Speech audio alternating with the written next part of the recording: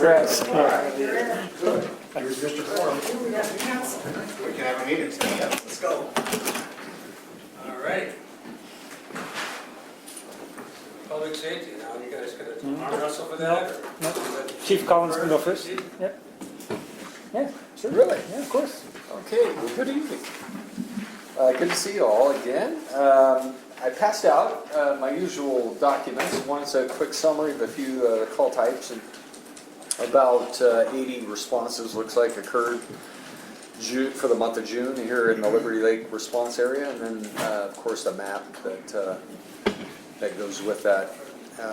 Pretty typical month in a variety of calls, mainly and predominantly medical calls.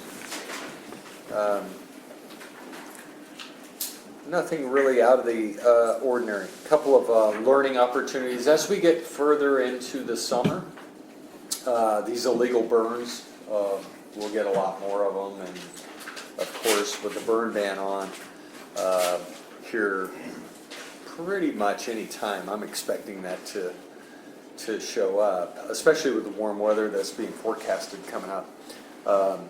Those will be something that we'll continue to educate folks on, but more importantly, have them extinguish when we're there, and make sure that there's just certain types of things this time of the year you can't do, unfortunately. So we had a couple. We've always got a few of those this time of the year. We did this month, but nothing out of the ordinary. So in that report, be happy to answer any questions if you have any about those highlighted items.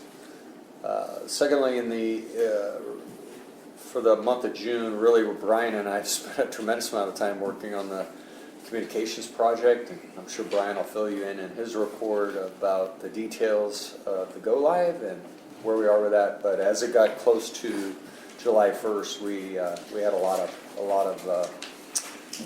work to do to make sure that came off as planned. So This is the combined communication? yeah, that is the new integrated communications center. So project we've been working on for years together, and all came together, and Brian can fill you in on that. And then secondly, for us at the fire department, that hiring process I mentioned last month, we're in full swing. So we're going through about 100 interviews for about 12 positions over the next 2 weeks. So most of my staff's tied up 8 hours a day doing firefighter interviews. So that's kind of the big stuff going on for us. Jay? Chief Collins. Yeah. One of the questions I talked to, or had a conversation with Brian about, Chief Evans, was in relation to tracking opioid abuse and Suboxone issues. I reached out to a couple different agencies around our area to include Tri-Cities. And it seems that they can have a consistent problem of being able to flag. Like when an officer goes to a call for a domestic violence, it can be marked and flagged to mark it as a DV call or some association of domestic violence.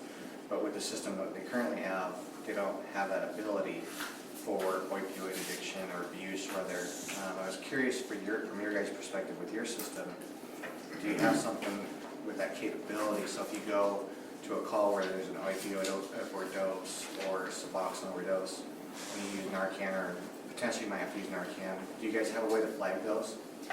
Yeah, we do, and we track them, report them to the extent we can with the privacy, patient privacy laws that are in place. I'm not sure if you saw the presentation or one of my battalion chiefs did on opioid addiction in Spokane Valley about 4 or 5 months ago, No, 6 months ago. I'll see if I can get you that. He did a project to the National Fire Academy, won a national award for his research on opioid addiction and use in the Spokane Valley area,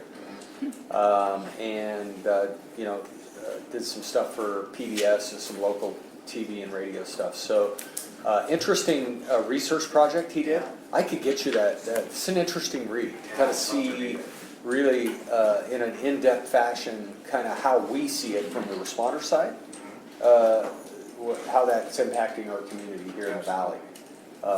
So I'd be happy to share that with you. That's a public document, you know, no medical information in it other than statistics. Yeah, yeah, and that's really what I'm looking for, is the Yeah. statistical side of it, because I know with the current system, like I said, law enforcement has, Yeah. it's not easy to track it. I mean, we might go to a call from a law enforcement perspective for an argument, let's say, and then through that conversation, we find out that it's opioid related. Yeah, They can note it in their notes of their report, they Right. don't have a way to flag it. right. So you have to search the So, note yeah, fields to find it. exactly. Yeah. So I'd be very interested in that, even if you can give me his contact info, I'd love to talk to him more, because Yeah, we're talking to some state officials as the opioid task force on some of the things we can do to help mitigate Yeah. issues. yeah, we probably can help with some of that stuff. Yeah, I'd appreciate Yeah, it. we get a pretty good tracking system, especially when we administer Narcan and Right. drugs, obviously, but also suspected overdoses. Sometimes you don't know the mechanism, Absolutely. but so it's an overdose in general, suspected overdose. But oftentimes you do, Yep. you know, nowadays especially. So, yeah, I think we can help in that regard. I'll see what I can pick up. That'd be great. Yeah. Mayor, I wanted to thank Chief Collins and his crew for helping us, or going to help us with the 4th of July. They're going to help us out kind of in the pre-assessment. And then also on the AED locations, I think your crews helped us identify where to put them and those kinds of things. Oh, good. Thank you. Yeah. Yeah, you're welcome. And that brings us up to the CPR AEDs at the park, so hopefully we're kind of moving forward with that with your guys. I know they're busy, but there's 9 to 1 Friday or Saturdays. Yeah. So we'd appreciate it. Yeah, I know they're planning to do that, you know, when they're available on those hours on those weekends. Yeah, if you can So, get to Katie or have okay, your guy that does it. Yeah. Sure. Yep. We'll reserve extra tent time right? That's farmer's market, at right? the farmer's market, and it's at Town Square Park. Yeah. And, because we're gonna get those, are the 80s started to put in at the parks yet, or I think they are? We're working Yes, on our yes. first one, yeah. Yeah, we did, Yeah. we'll set up, so. And, Sooner rather than later, and I just saw that, I was out the airport the other night making a pickup, and they had their AED on the thing. Big tag hanging down, call 911. You know, as you open it up, make sure, don't forget that, so. yeah, All right. Chief? Right. Chief? Good evening, Mayor, members of the council. So I also handed out a written report with a few of the highlights for the month of June. As you can see, we responded to 533 calls for service during the month. And just a couple of the highlights to share with you, that one's to bring awareness to the community, and the other is just as a reminder that yes, we do in fact enforce golf cart standards. One of those led to a DUI arrest on a golf cart in the month of June, where officers found a golf cart traveling down Harvard Road in violation of our golf cart ordinance, made contact based on that, and during that investigation arrested the driver of that golf cart for drunk driving. So it happens. We've arrested them on DUIs on bicycles and other modes of transportation. So with summer here and 4th of July and all the fun events, just please don't drink and drive. And the other thing I want to bring to the community's attention is that we had a fraud case where the victim was out $4,000, fell for a very common scam where they were told there was some money available to them. All they had to do was pay a small fee through some gift cards, and anyway, unfortunately one of our residents fell victim to that and are out the $4,000. So just as a reminder, if something's too good to be true, it probably is. Or if you have a question about whether something's legitimate or not, please contact the police department, and we can let you know some of our experiences with some of the local scams that are going on. Also included in that report is the animal control information. So it has their calls for service in our area, so you can see what they've been up to. And then if there's no questions about that, I'm going to just move on to some other topics. I had one question about your scams. Mhm. Are you trying to educate the banks, and do they have their own educators? Yeah, no, the bank. Yeah, so the banks are well aware and do a good job of that. This particular one was not financial institution related. It was not anything to do with the bank. It was basically they were told to go get some gift cards, and then they called the person back and gave them the gift card information and Okay. over the phone. So It would be more IRS related. yeah, so lots of things out there with Social Security and IRS, and we've actually had. Grandma, I'm in jail. and That's always a that's- common one. We've actually had recent ones now where people are spoofing the police department's phone number. So it looks like the Liberty Lake Police Department is calling you, and they'll use an officer's name, 'cause it's not hard to figure out. All of our names are on our website. And they'll say, you know, this is Chief Asmus from Liberty Lake Police Department. I'm calling because there's, you know, a warrant out for your arrest, and pay this fine immediately or come to get you. So don't, we're not gonna probably call you. We're not gonna call you and say, We're on our this. way. Anyway, so people are very creative, trying to scam people out of their money, so just be very, very careful. If there's ever a question, please feel free to call us. So some of the fun things that we've been able to do in June, and I know Mayor, you were there, was at Skyfest at Fairchild Air Force Base. So we had our tribute car located there on display, and by all reports, it was a huge hit. And John Bujosa, our police ambassador, had great stories to share about his experience there, talking to officers that knew people that had died in the line of duty, and brought tears to a lot of the folks' eyes that saw the tribute car. So it was a big hit there. The car will also be at our 4th of July event here in Liberty Lake, and then again at Touch a Truck event. Yeah, so anyway, the car's getting around and very popular. So I'll talk about SHREC, which is our Spokane Regional Emergency Communication Group. So as Chief Collins says, that's something that we've been working on for years and years. But it's July 1st was the go live date for that new entity, and proud to say that July 1st is come and gone, and we went live on July 1st. Everything went well. 911 calls were processed and emergency responders responded.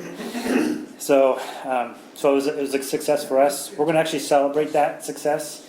I think on July 12th, we're going to have a press conference at the Combined Communications building to talk about the launching of the new entity. So lots of work. Chief Collins is the chair of that committee, and the amount of hours put into that to make it happen is it was a lot. But I'm glad we're there. A lot more work to do. Not finished just because we started.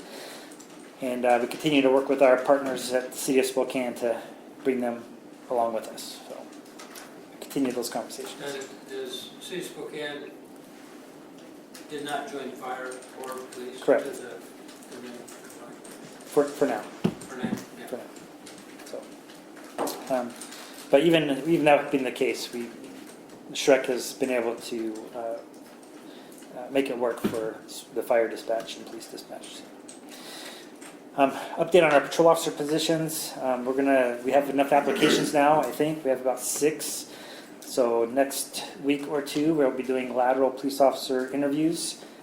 Then take the top candidates and bring them forward to the mayor for an interview, and hopefully we'll have some good candidates so we can make some hiring decisions. We did replace our chaplain, so our new chaplain, his name is Ron Bauer. He just moved to our area. He was 30 years with LAPD as a chaplain with them, and you'll get introduced to him at the next council meeting. So he is. We're just getting him through orientation, and he's very excited to be here. I've had conversations with Central Valley School District, so with the opening of the new middle school, and as you know, the construction of the high school, we feel it's important to partner with them to provide a school resource officer. So we are waiting to get a MOU from Central Valley School District to see what that looks like. So you'll be seeing that at a future meeting, an MOU between the City of Liberty Lake and Central Valley School District to provide them a school resource officer September 2019 for the opening of the new middle school. On the agenda tonight, on Agenda Bill General Business number 4, I'm making a strange request, and it's an error that I've made. So we have found ourselves that we are short a patrol vehicle. So when I was looking at my rotation plan and my 5-year strategic plan, and we started counting bodies and cars and surplus cars, the sergeants came to me and says, "Chief, we are short a car." So it has not been a problem because we haven't been able to hire anybody. But once we are successful in doing that, we will be short. So there's a request in the agenda bill that's asking for a dollar amount not to exceed $15,000 to purchase a gently used police vehicle. Is there anything generally used in the police department, The- vehicle range? Well, we found one. Oh, really?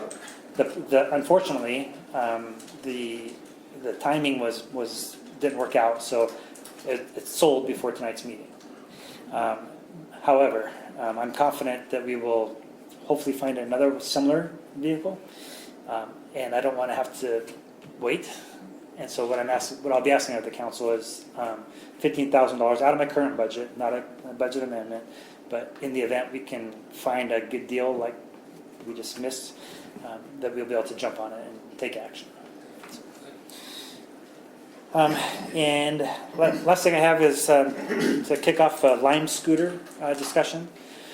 So city was approached about implementing the Lime scooters here in Liberty Lake, especially for our summer events that we have. And so I know that Dan Dunn had brought that to my attention, and then Lime Scooters reached out to the city as well. And I think we were looking forward to seeing how that would work, but then realized that we do have a city ordinance that we passed back in January of 2005 that really limits the use of any motorized foot scooters in Liberty Lake. So the current ordinance that we have does not work well with the Lime scooter project because our current ordinance says that they shall not be operated on city-owned property, city parks, walkways, pathways, trails, sidewalks, not to be operated on publicly owned parking lots or privately owned parking lots unless they ask the express written permission of the owner. You must be 16 and must wear a helmet. So with those regulations we currently have in place, the use of a Lime scooter program in Liberty Lake won't work. So a little bit of history about that is it was passed in January of 2005. It's ordinance number 135. And it was a result of community had concerns about, at the time they were very popular. There was these little pocket bikes and motorized foot scooters. So we lumped those all into one category and passed this ordinance to address the community's concerns about conflicting with pedestrians. They were loud because they weren't muffled, those types of things. That's the reason the ordinance was brought before the council. That's the reason it was passed. So if the council would entertain having a Lime scooter project here in Liberty Lake, action would have to be taken regarding that existing ordinance, whether it is suspended for a period of time or amended or something. But before we get too far ahead of ourselves and say, yeah, Lime scooter, come on, and to get started, we have a little law we have to address first. We'll put that on a workshop then. Yeah. I think it's going to be incumbent on us to at least address the issue in current times. Okay. And that's all I have. So I'd be curious to know, do you know if they've approached Spokane Valley on it? Because I think it would be, everybody's bet, if Spokane's doing it and Liberty Lake does it, it'd be great to have Spokane Valley in the middle. right. Well, and as well, yeah, and so what so the city of the Valley passed a very similar motor foot scooter ordinance the same time that we did Okay. in 2005, which is almost identical language.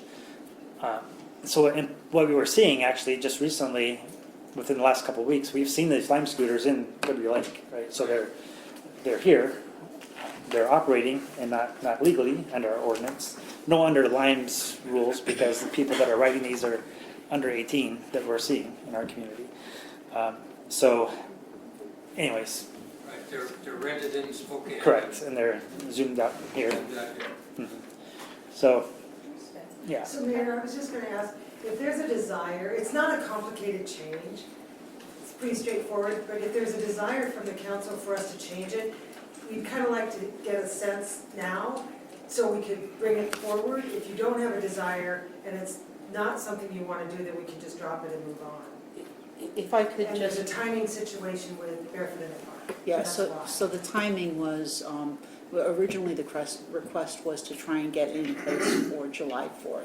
And we put a timeout on that until we could talk to you about this. They'd like to do a pilot that would run from basically the weekend, basically the Barefoot in the Park through the end of the summer, so to include Labor Day and Symphony in the Park.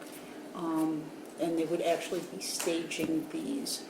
Obviously, we'd have to do something quickly, so we'd have to bring something before you on the 16th if you really wanted to see that happen. Yes, sir.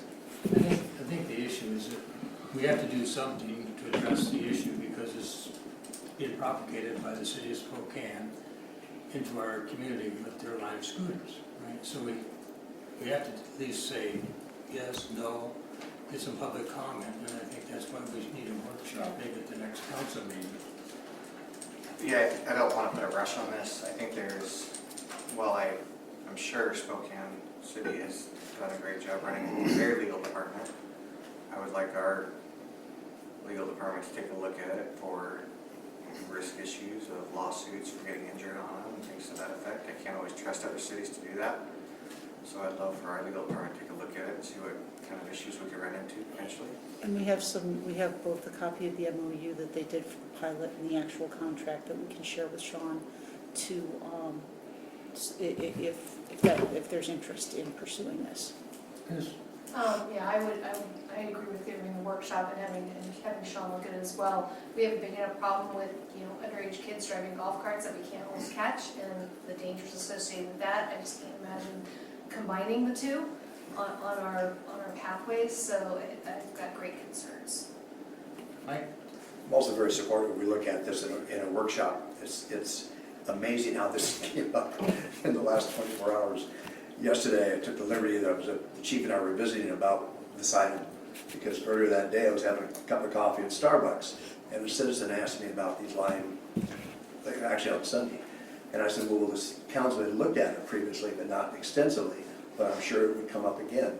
And of course it did, but I'm visiting with the chief yesterday, and I used an example, is that, can you imagine how if somebody is at the golf course and they want to get over to Barlow's, for example, or this gas station over there, they can't be on the sidewalk, so the only way where they're going to be is on the roadway.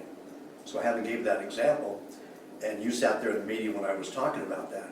I left the chief's office, and at 1:16 yesterday, I pull up to the stop sign over here, and there's a mother and 3 little kids, 2 of them with the green scooters. One of them has a helmet on. He is so short he cannot reach the handles. He was on one of the scooters. His other brother, older, I would say maybe 9 or 10, is on the other. They came across. I followed them. I tried to pull the U-turn, legally I might add. But of course. To follow them out of curiosity, because we just had this conversation. It blew me away that they were there. I followed them. They went over and left the vehicles, the scooters, in front of Barlow's.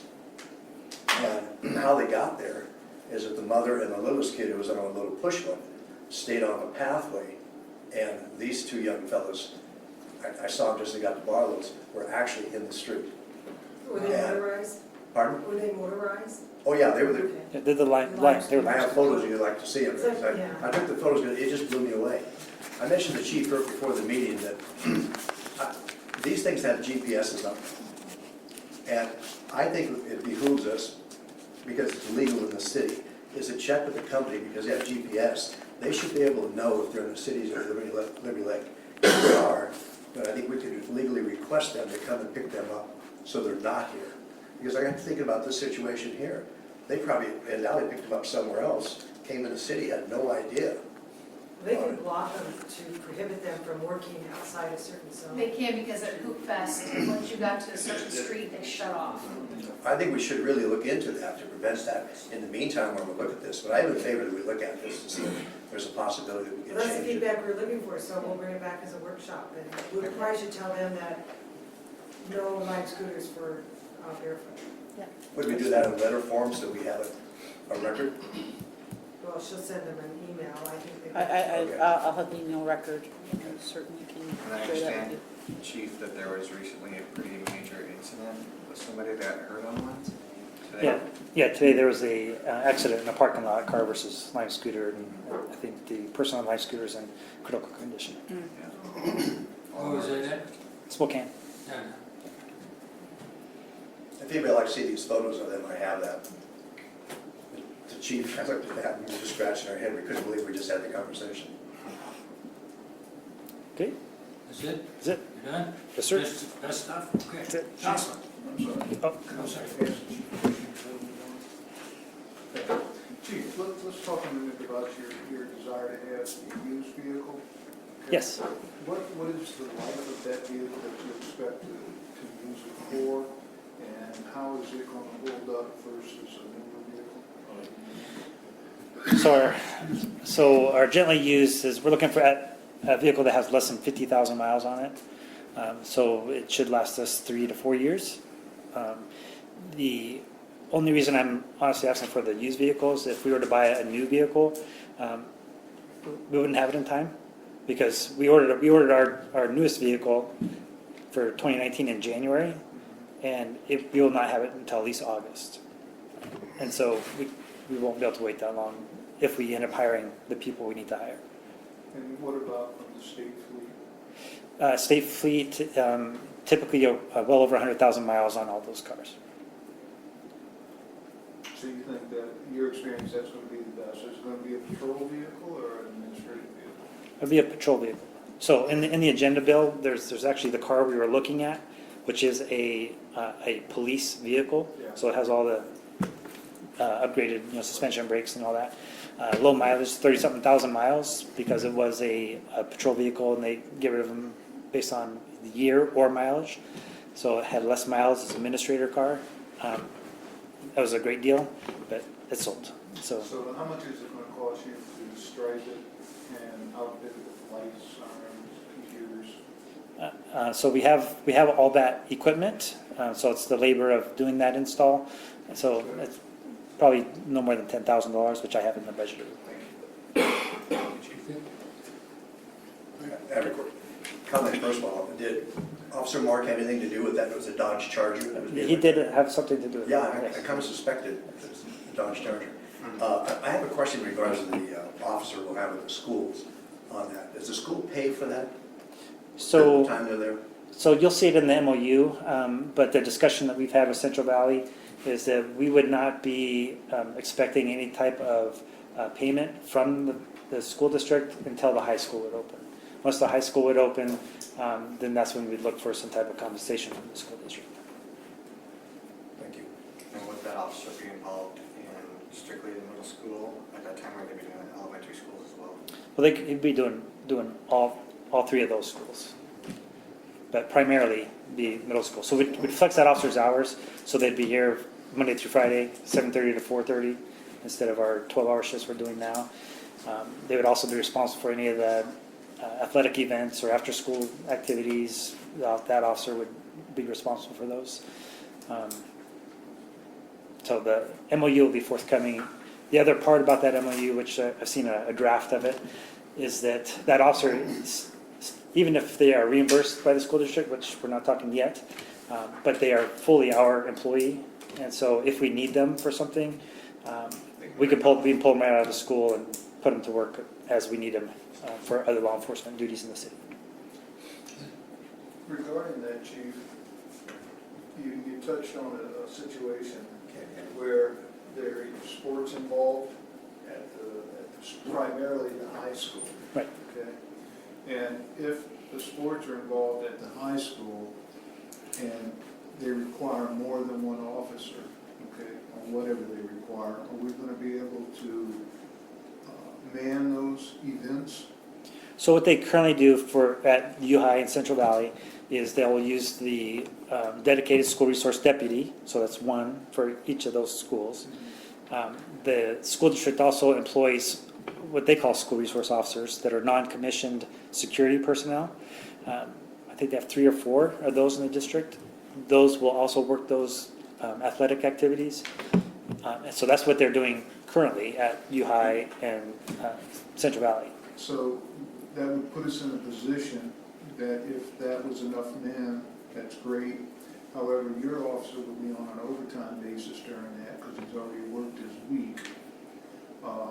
And we're not going to be seeking repayment for those until when the high So school when, is built. right, so the athletic activities really are not going to occur at the middle school. They're going to require law enforcement presence. But at the high school, at that point, we would redo the MOU requesting reimbursement for that officer's, at least a portion of that officer's time. And Chief, Chief Collins, will you be manning it with paramedics or anything at the high school level for their games? Not typically unless requested. We have on certain requests, but not as a Not as a routine typical course of Friday business night for games or whatever. every Friday night game or Well, anything. AMR sometimes will just AMR stage is that. the- Yeah, it's oftentimes, they'll contract with a private ambulance company to do that standby. It's, Appreciate that. Yeah. Thanks for answering. Yes, And now, I think so. go, Jess. Okay, so a few things about the library. Are you going to work? There you go. So sometimes people say, oh, summer gets a lot busier at the library. It really does. Last month we had about 7,500 checkouts. This month we had just over 10,000 checkouts. We had about 4,100 people visit the library in May, and then in June we had about 5,800, and that doesn't count on our Totally Untitled Toddlers event, which had over 200 people who mostly just stayed outside because it's so much more fun out there to play with the rainbow spaghetti outside. So it has picked up significantly at the library. We had about 7,500 total library cards. We made about 130 new cards last month for people. Jandy went and visited the elementary schools to tell them all about our summer reading program, and she talked to about 1,100 students, which is quite a bit. And so far this summer, we have had 774 kids sign up to do summer reading, and we've had 174 adults sign up. So those are some pretty impressive numbers, we think. Shane? Now, do they get the prizes too? Yes, yes. Prizes draw people in. They do. Very impressive, and I can only imagine that a lot of our growth has to do with you and your staff and all the hard work you put into the different programs you guys are doing. Is there anything with such an increase as of recent that you guys can specifically tie it to? Just the overall abundance of programs that you guys are starting to do? You know, I think it is tied a lot to that. But if there's a single significant factor, we haven't found that yet. We'll have to go back and take a look and see sort of when has it really built up this much. Last summer, Joanne was out, and she's the one who runs our adult programming, and so we didn't have a lot of adult signups because we didn't really do a program. But even with that, previous summers when we have done a program, we've not seen this many. So it could be a matter of how we're promoting it on Facebook, how we are able to get into the schools. And I think my staff are doing a really good job just at the checkout counter saying, oh, and hey, have you signed up for summer reading this summer? And things like that. But if there are other factors, that's something we have to investigate. Great job to you and your crew. Great job. Thank you. I will pass that along. Let's see here. You may not be aware, but on the corner of Mission and Madsen, there's a little bed that we've had some shrubbery in and things like that, some bark. But we had a member of the community whose dog passed away, but really loved that spot on their walks, and asked if he could donate his time and flowers and things like that to create a little memorial garden for his dog. And so I think it looks really lovely, some nice flowers on our corners. And then the needs assessment, I wanted to give you a quick update. We are still in phase 1, the data gathering phase. So mostly that's been me doing a lot of work and answering a lot of their questions. So doing analyses of our collection, giving them our building floor plans, any other building or site reports we have, organizational charts and staff rosters, usage statistics, and so on. The phase 2 community engagement, we'll start that prep work beginning in late July, August, and then we'll have the actual engagement sessions during the week of September 23rd. As I get more detail about that, we'll start actually planning stuff around that time and scheduling those sessions. So work is ongoing. The Friends of the Library, want to do a quick update. They've been doing a fantastic job this year. During the Kiwanis garage sale, they made $1,600. The quilt fundraiser that they've been doing has raised, they've met their goal of $5,000, and they've raised just over $5,000. And then coming up, they're doing their second annual soiree at the Liberty Lake Wine Cellars. So they are just really doing a great job at supporting the library because it enables us to be able to do more. And we really appreciate it. Yes. Second question, I had a citizen ask me this. I don't really know the answer, so I told him I'd find out from you. If a citizen has money that we document all the donations, if a citizen has books that they no longer use, how would they go about donating those to the library, or can they? They can donate them to the library. If it is something that fits our collection guidelines and is something we don't already have in the collection, then we may add it in. And then if we don't, then we'll give those to the Friends of the Library, who then put them in their book sales, and then the monies come back to the library. All a citizen has to do is bring them in anytime that we're open. The only thing we ask is that they don't give us encyclopedia sets or Reader's Digest books or things in poor condition. That's all. But we're always happy to accept donations. So do you have people ask you what an encyclopedia is? Google. Not so much. Lots of people do refer back to Wikipedia, in which case we remind them to verify with 2 other sources. Oh, So. I'll let them know. We are trying out a program in July and August. It's called our Wagon Tails program. For this program, we are bringing in a therapy dog, and kids can sign up for a 10-minute session to read with the dog.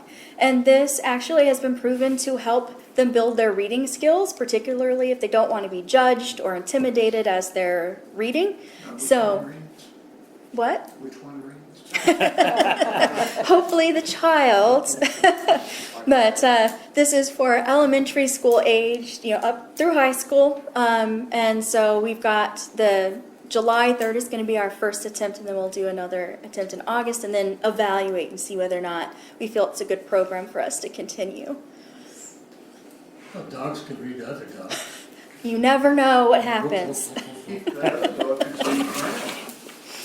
Pardon? I said the other dog could read ground.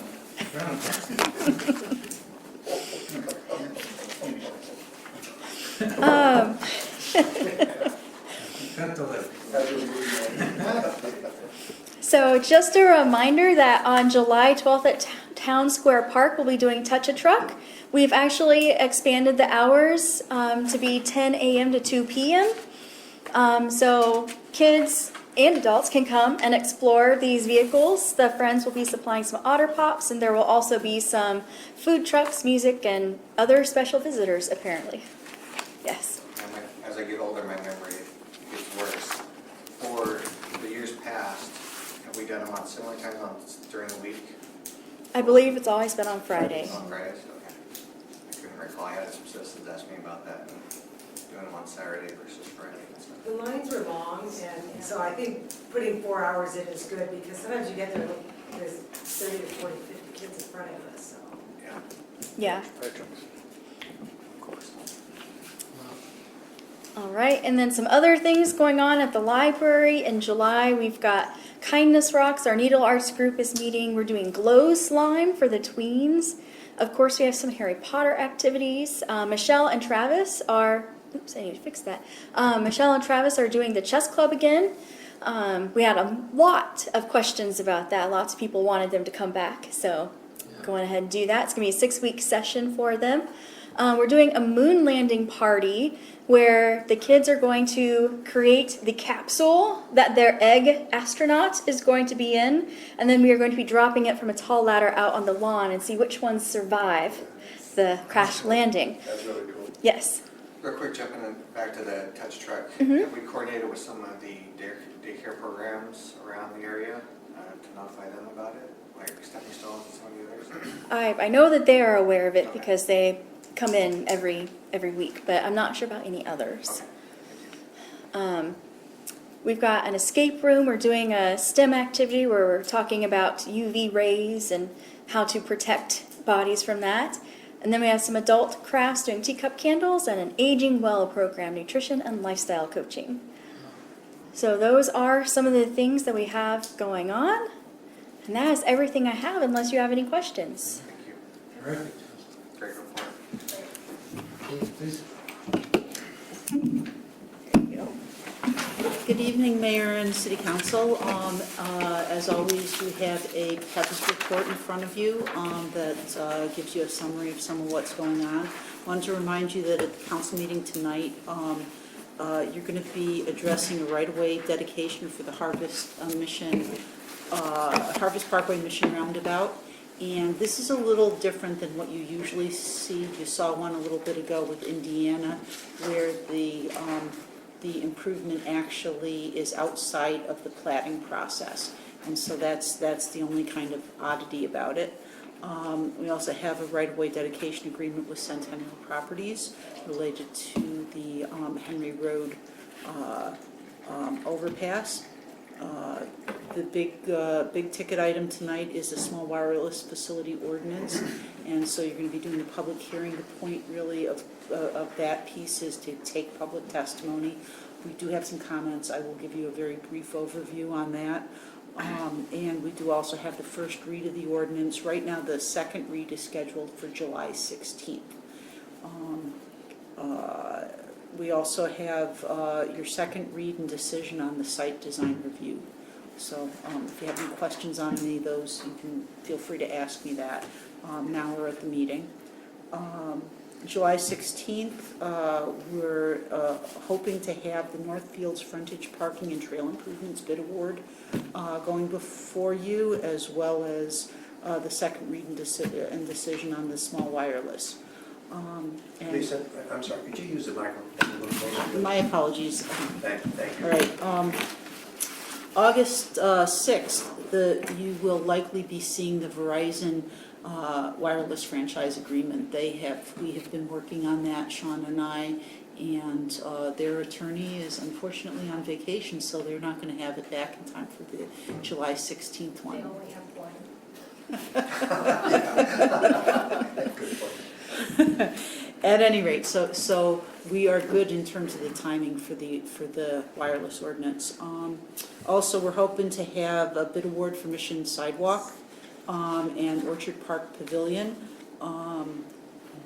And potentially you'll have the River Crossing East Edition final plat. We're still waiting on their cost estimates for bonding purposes, but that should be going forward. In terms of development project highlights, we're just about ready to issue the high school building permit. We're waiting on some minor revisions from the applicant, and we'll be possibly as early as next week issuing that building permit. So it has been quite a hustle to get through the massive plan sets, but again, we've got some pros working at that. So also we have in review right now the Orchard Park Lofts, which are 48-unit multifamily that's directly south of Orchard Park. Yes. Those are townhomes, right? From what I understand. So they will have the appearance of townhomes. They actually are very well designed. Architecturally speaking, they've already been through architectural design review, but they're actually multi-story apartment. There's, I think they have a couple 8-unit and a couple 6-unit buildings. What are the But they- heights of those? I'm sorry. They're only two-story. They're only two-story. So they actually have been very well designed to have the look and feel of single-family or townhomes. And again, I think you'll be very pleased with the aesthetics of this development. Yeah. So are they rental apartments or are they condos that people are buying? I don't know. again, Yeah. land use zoning laws do not deal with the issue of ownership. Right, I was So- just curious if we knew. So, I do not, in fact, I don't think, they will be sprinklered, but I don't think that they're gonna have the firewall separations to be able to condominiumize them. But I could be wrong on that, that would be a question for the building official. And right now, the condo laws in Washington are not very favorable for condominiumization, but, and they've been working on some changes to them. There's some liability issues related to the common walls and common areas and whatnot. But if that changes in the future, that might be a different story, but they would have to address that up front with the fire 48 just separations. sounds awfully, like an awfully small amount for rental apartments, that's what I was asking. It's not that huge of a site. I mean, it's very, like I said, it's very well designed, and they're not trying to fit 10 gallons in a 5-gallon bucket, which is always nice to see in your developer. So anyhow, also, I am anticipating that we're going to be getting the revisions for the Liberty Lake multifamily binding site plan, also known as the Katera binding site plan. There's a new, Centennial has a new developer that's going to be submitting the revisions hopefully next week, and I'll probably be issuing the final decision on that by the end of July. So that's moving forward. Just to kind of give you a sense, we have 40 active commercial building permits and 211 active residential permits. The building official and building inspector are averaging about 80 inspections a week, but thank goodness a little relief is in sight. We're hoping that our part-time temporary building inspector is going to be starting on Monday. So that's good news for our crews. Also, just an FYI, interesting fact, OFM's population estimates are official. As of April 1st, 2019, we have 11,000 people in the city of Liberty Lake. Salute.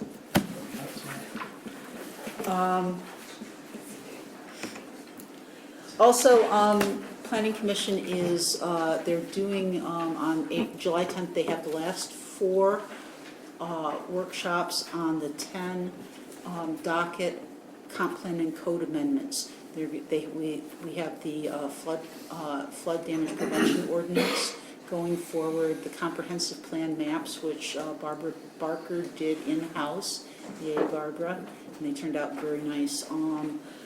We've got the cleanup, the code cleanup related to eliminating the verbiage of planning and community development director and switching to zoning administrator.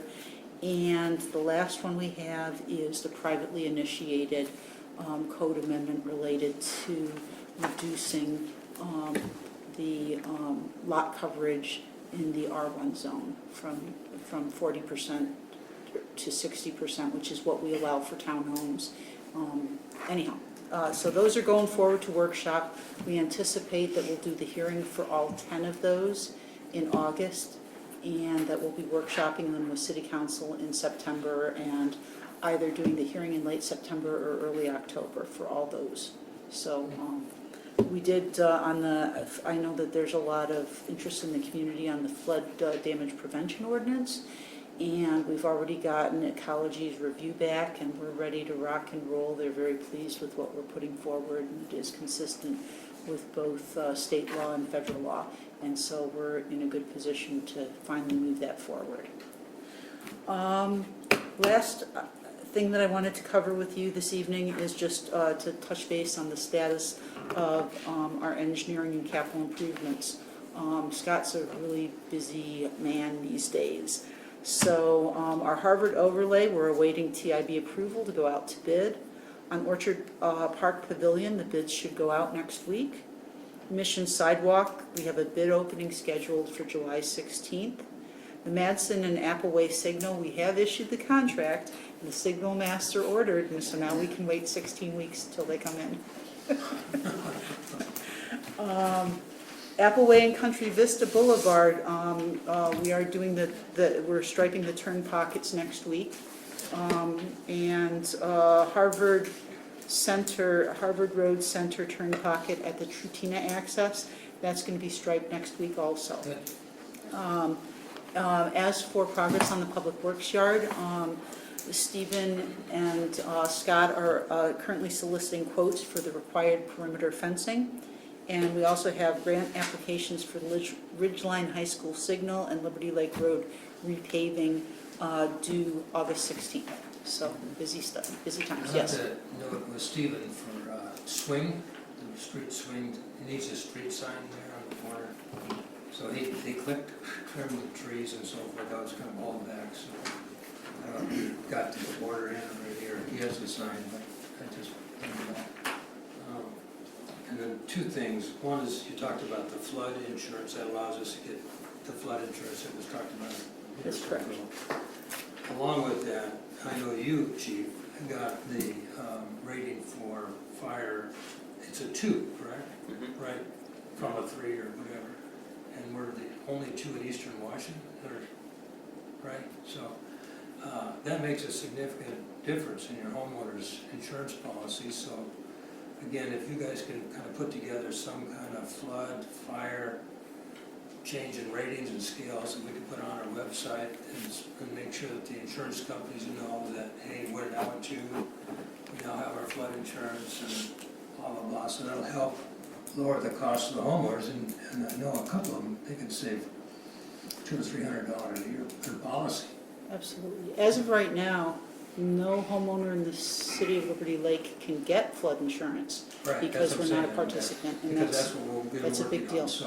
One of the things I will say, though, that's pretty awesome about moving forward with this is that the impact to the public in terms of these additional regulations is going to be 0 because all of our floodplains are on publicly owned land or on dedicated open space tracts owned by the homeowners associations. So that's a really nice story to tell also. Again, just, I mean, this is just significant savings. I mean, I know one owner's paying almost $500 or $1,000 more because of the rating, so.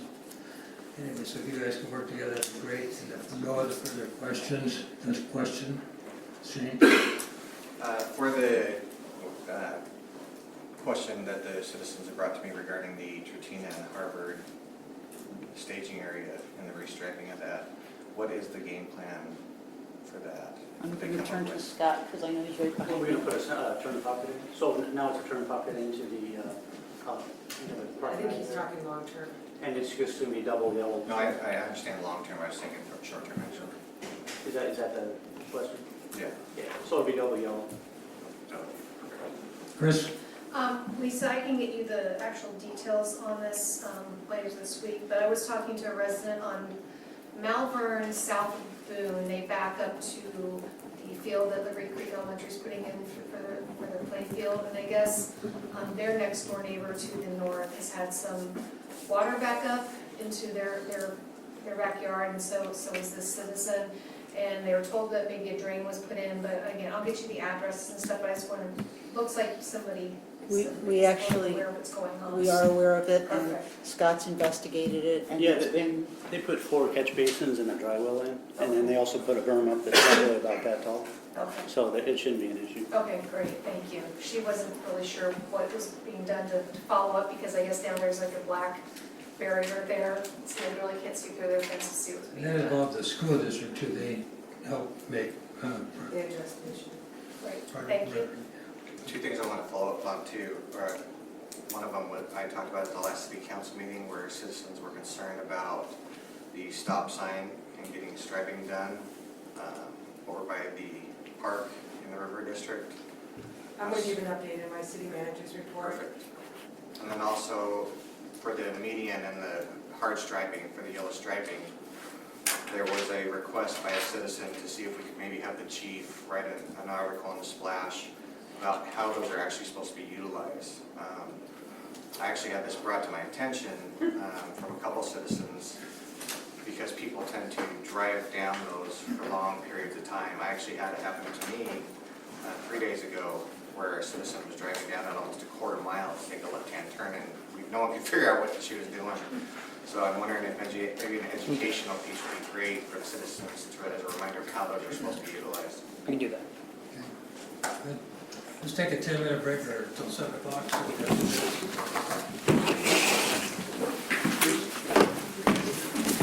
Aging gracefully program yet.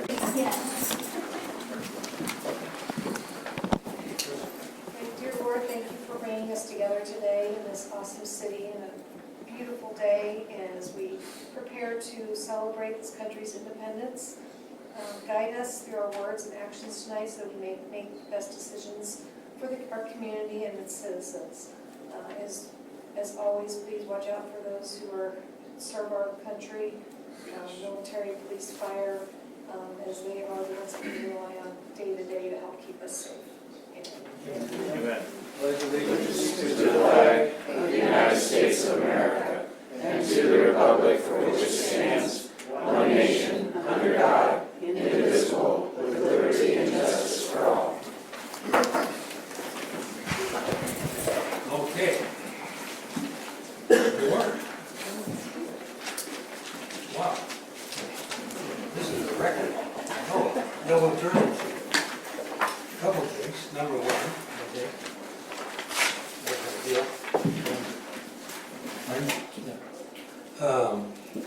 Call to order, so we have 3 missing, I believe, last year, so. Mayor, move to excuse Councilmember Dunn, Moore, and Hugh Stevers. Second. Move the second is excuse the council members. Further discussion? I'm hearing all in favor, say aye. Pledge? Yes, okay. Carried, there we go. And then the agenda is before you. Mayor, I move the agenda with one modification to add executive session. Second. I'm sorry, to add one An executive session for property? at the end. Yes, At sir. the end, After 17. After 17. Thank you for that. 17, 8. Second. Second. So the agenda as amended. All in favor, say aye. Aye. Opposed? No bill. Citizen comments, okay. There's a record. All of you are number 1 in the list.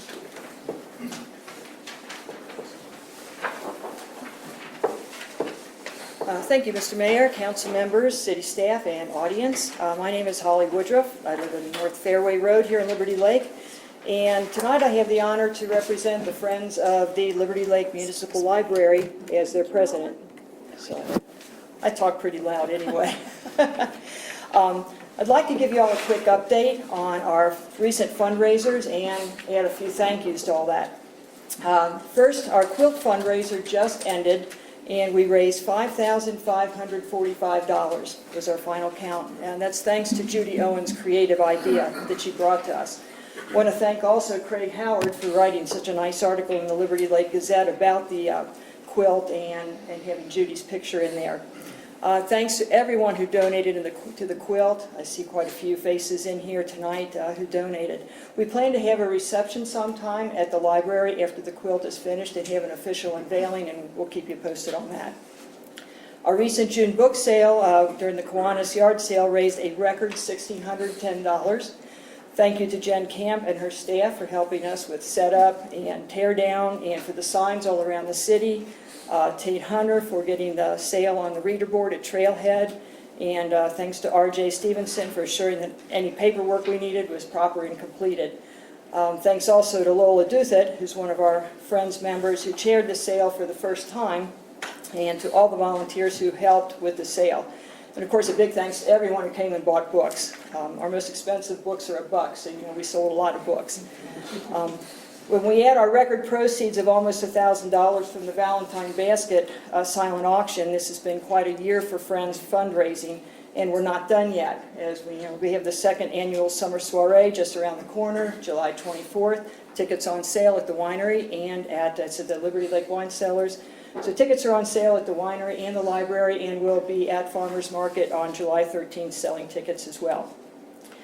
Proceeds support the programs and activities at the library, at the Liberty Lake Municipal Library, and we're really pleased that we have extra funds this year. It's good timing with the needs assessment coming up, so we can hopefully help out with anything that comes up from the needs assessment.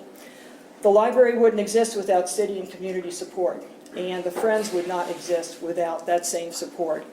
We thank you for helping us to support the work of Jocelyn and her staff at the library and to make Liberty Lake such a wonderful place to live. Thank you. Thank you, Holly. I'd like to make a comment again for the benefit of Holly. One thing you didn't touch on, and I think citizens would be really interested in those like this. You guys raised over $1,600 on the book sale. The thing that you have to realize is this: there was no item over $2. Every item was 25 cents and 50 cents. And they got to the point they were selling boxes and bags of books for like $1. So you start thinking of how many people that came to support the library is just phenomenal. You guys, let me tell you, you did a great job.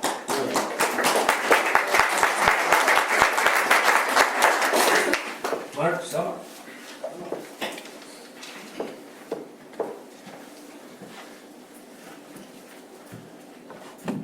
I'm Mark Sawa. I live on 1221 North Malvern. I'm a citizen of Liberty Lake. My wife and I were fortunate enough a couple weeks ago to go to the grand opening of Orchard Park. And first time we've ever been over there to the River District, believe it or not. And I noticed something. You know, I've become kind of the unofficial safety officer of Liberty Lake. And what I noticed is we've got a middle school that's opening up in September. And we've got a stretch of roadway on Mission between the storage unit and the circle that has no sidewalk or no pathway.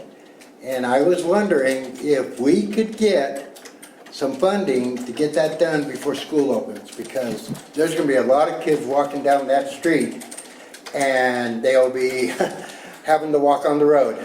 And I'm just looking out for our kids, if you know what I mean. So, I don't know. Kate? I can answer. Can you answer that? Yeah, so there's a challenge with the right-of-way. We don't have enough right-of-way at this point in time to build the sidewalk, because there was a desire to put a trail in ahead of the platting of it. But right now, there is a plan to build a sidewalk, and actually a 3-lane section with sidewalks on both sides and a trail, similar to what we have on Mission on this side. Right. However, between now and when the school opens, Indiana will come through, and so hopefully people will be walking along Indiana instead of Mission. Okay. Because I agree, Mission is what we call an old county road, doesn't have curb and gutter, doesn't have a bike lane, doesn't have lights, so we really are encouraging people to walk on Indiana when it comes through. Okay. But there is a plan to build it. Okay, and I got one other issue that I want to bring up. Not last meeting, meeting before. There was a whole group here from Garden Ridge requesting flashers to be put on a crosswalk. Where are we at on that? Because I go by it at least twice a week, doing my little thing I do on Fridays, and I really took a look at it last Friday, and it's a blind corner. Someone coming around that corner with So there's some unique aspects about that intersection. Yes. And we already have 4 flashing beacons along Country Vista, so this would be the 5th. But I agree that the geometry of the road does make it challenging. The other thing that makes it challenging is it goes into a private road that doesn't have sidewalks or a landing spot to meet ADA requirements. So it's going to take a little bit extra work. I have a meeting on July 8th with the gentleman that spoke. Okay. And Scott and I are working on funding for putting together pedestrian crossings for next year. And so that's kind of where we are right now. So it's not specific, but I understand the concern. Right, right. You know, I just noticed that it goes right into a park. And it's a pretty popular park as far as I can know. And so just something I wanted to bring up. Thank you. Thank you. Dennis?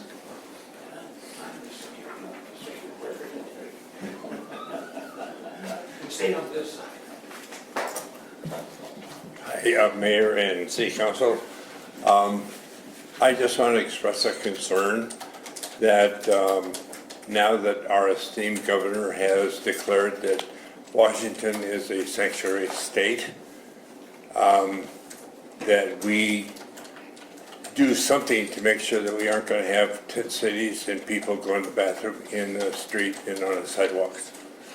So I don't know if that can be done once he declares it a sanctuary state. But it'd be nice to know that we won't be facing what Seattle does. Thank you. Thanks, Dennis.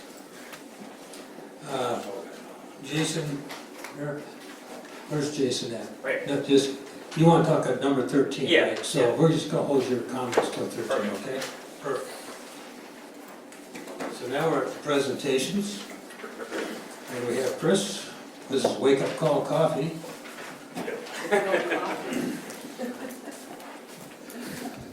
Come on up. No, I asked him, he didn't bring it. I didn't bring any coffee. I know. I know. I'm out. So I apologize. Outside the door there. Yeah. I'll move out. But there was Starbucks floating around in here. I saw it. So I've got some work to be done. But yeah, so I'm from Wake Up. I live out here in Liberty Lake with a lady who comes with me, Christy Walsh, who's also my mother-in-law. So we've been serving coffee since 2004. We actually opened our first store over on Dishman and Micah.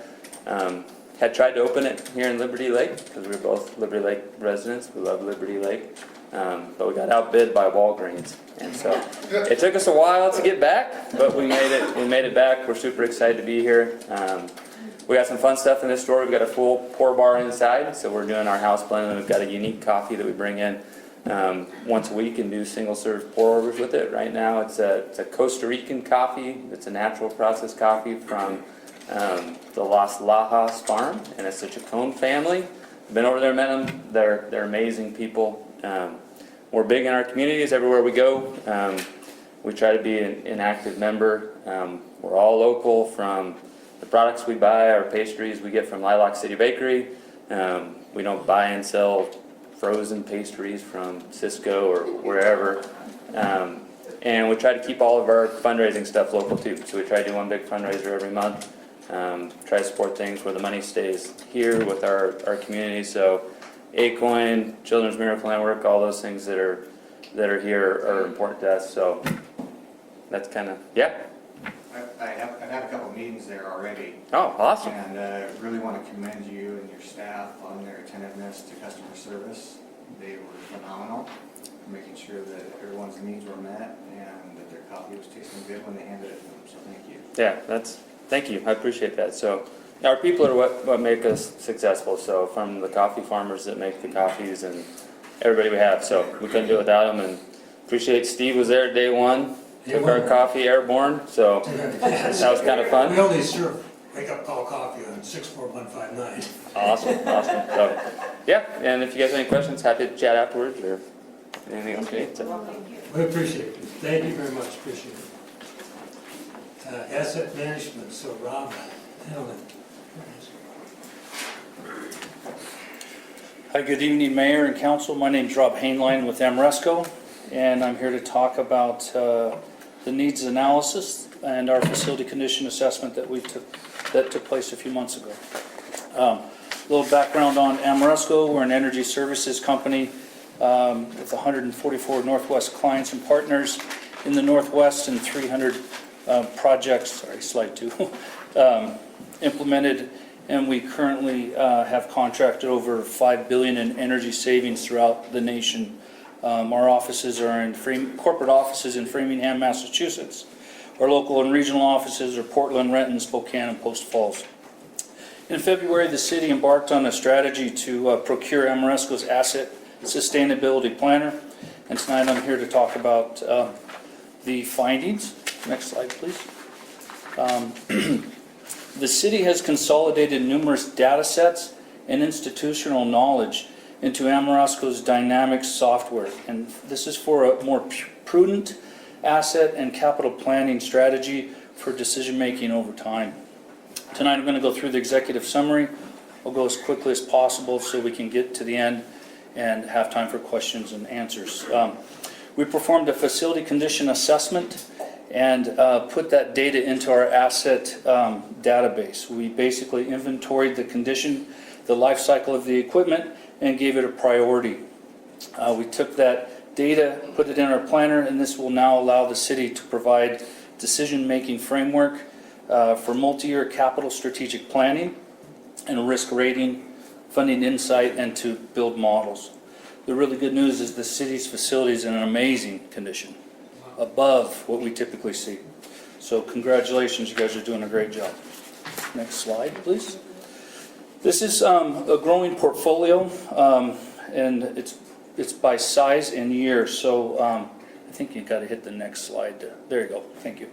Buildings are more expensive to be maintained as they age, and the risk of failure increases as building systems near the end of their life cycle.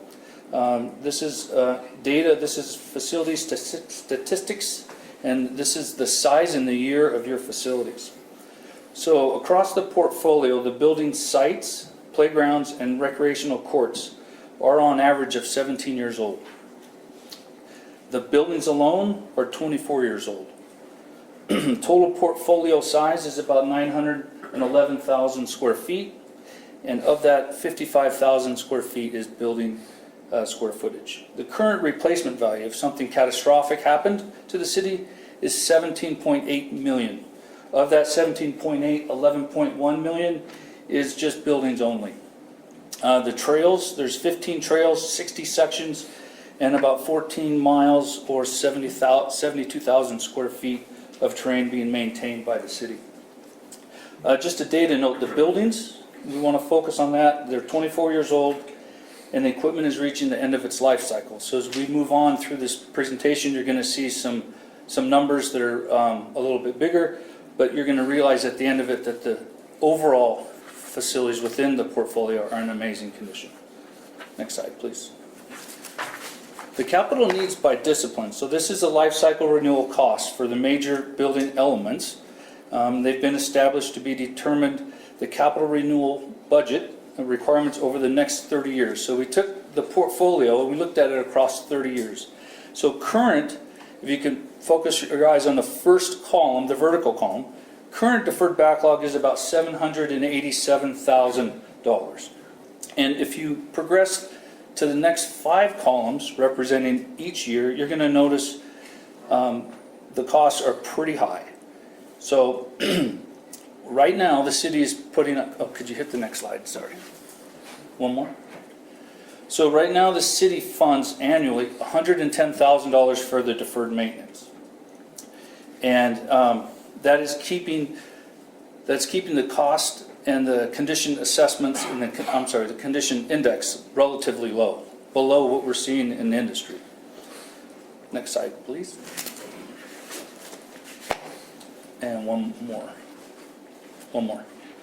So this is a representation of the portfolio where on the left you see the $787,000 in current deferred backlog. Keep in mind, deferred maintenance is a practice. It's not something to be totally concerned about. It's a practice that you just need to be cognizant about, and the data within our software will help you build strategies to achieve this over time. So we look at a 30-year time frame, and if we don't do anything, the city doesn't do anything, by 2047 you're looking at about $8 million in deferred backlog. Next slide, please. One more.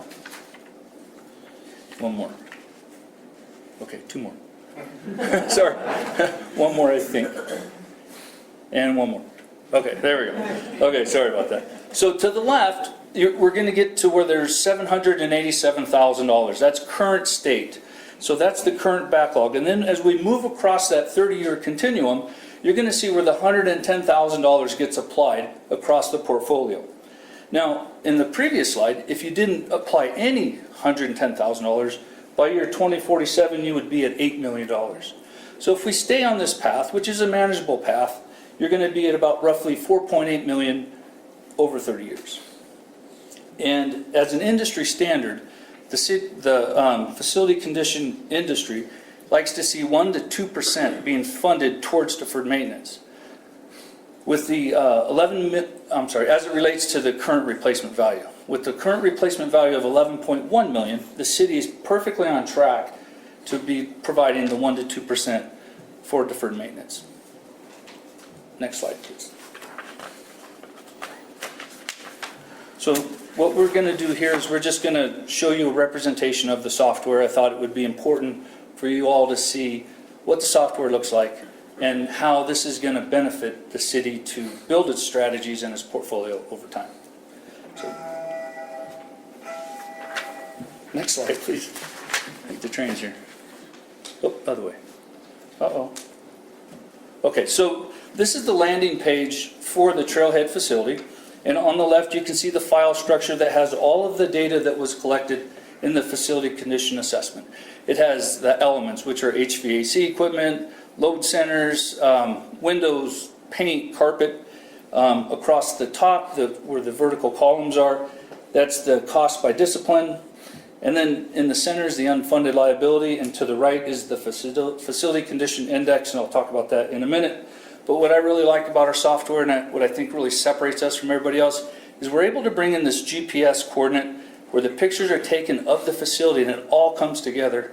And so in one click, they have all of the data for the facility, that one facility. And we're seeing our clients use this as a mechanism to buy parts in parts houses. So they're able to, the facility guys are able to go into the building, pull up the facility, look at the fan, look at the light, look at the motor, and it's all right there on their phone. Next slide, please. So the Trailhead facility. So if you draw your attention to the left, the first column, you're going to see the total deferred maintenance is about $250,000, and that represents the HVAC equipment, the substructure, the building envelope, and what have you.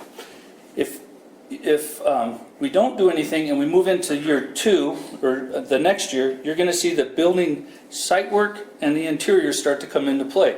Now this equipment is just, it's at the end of its life cycle. It just happens. So that, in addition to the year 1, puts up at about $500,000 plus or minus for replacement or renewal needs. Next slide, please. And one more.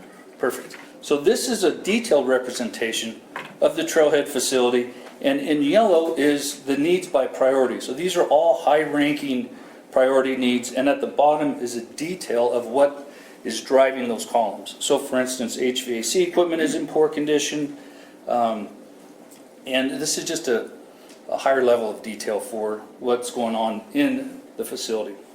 The priority rank was part of a session that we had with the city to set parameters within what would cause a building shutdown, code violations, or life safety. So this building is, fortunately, your only bad building. Everything else is in really good shape. Well, I was going to mention, we'll get you hard copies of the presentation so you can see the numbers. Yeah, Jen has them. I'm sorry, I'm trying to go fast in the interest of time, so. So this is our unfunded liability. So this just represents that building with no additional funds applied over time, again, using the 30-year time frame as a baseline. Next slide, please. One more. Perfect. Okay, so this is a facility condition index. So I'd like to draw your attention to the far left where it shows 12%. The facility condition index is a metric used in industry to measure the deferred maintenance. The city of Liberty Lake has set a target of 4%, and this building is at 12%. So as we saw prior to getting to this slide, there was a lot of detailed data of equipment and facility that's at the end of its life cycle driving this. Next slide. So my conclusion is the facility condition index of the portfolio for the facility is less than 5%. That is amazing, and we just don't see that often in our industry. So congratulations. I think this is really good news for the city. There's only one building that's a little bit of a challenge, but great news. You're definitely ahead of the curve for the clients that we see at other cities. Just, hey, thank you for coming and presenting this to us. I know database decision-making has been a hot button for a couple of years, and hats off to the staff for bringing this to us. I think, I'm very happy with the overall condition of things. I don't think it really surprises anybody about Trailhead, but up till now, it's really sort of been a gut feeling. Now we've got the data to back it up. We've got the data of all of our assets in the city, so we can match that up with the strategic plan that we finished earlier. Thank you, for providing the information, and again, thank you to the staff for pursuing this. Thanks. Yeah, Rob, excellent information. I know that we've been working on a replacement plan for Trailhead, in the last year or so, that we realize that buildings will last forever. They do wear down, so one of the things I like about yours is that is you talked about materials prior to a year and then after, was it 96 or whatever? I can't remember the exact. Buildings built before this were different than buildings after the 1996. Right, so I think it's slide 4, please.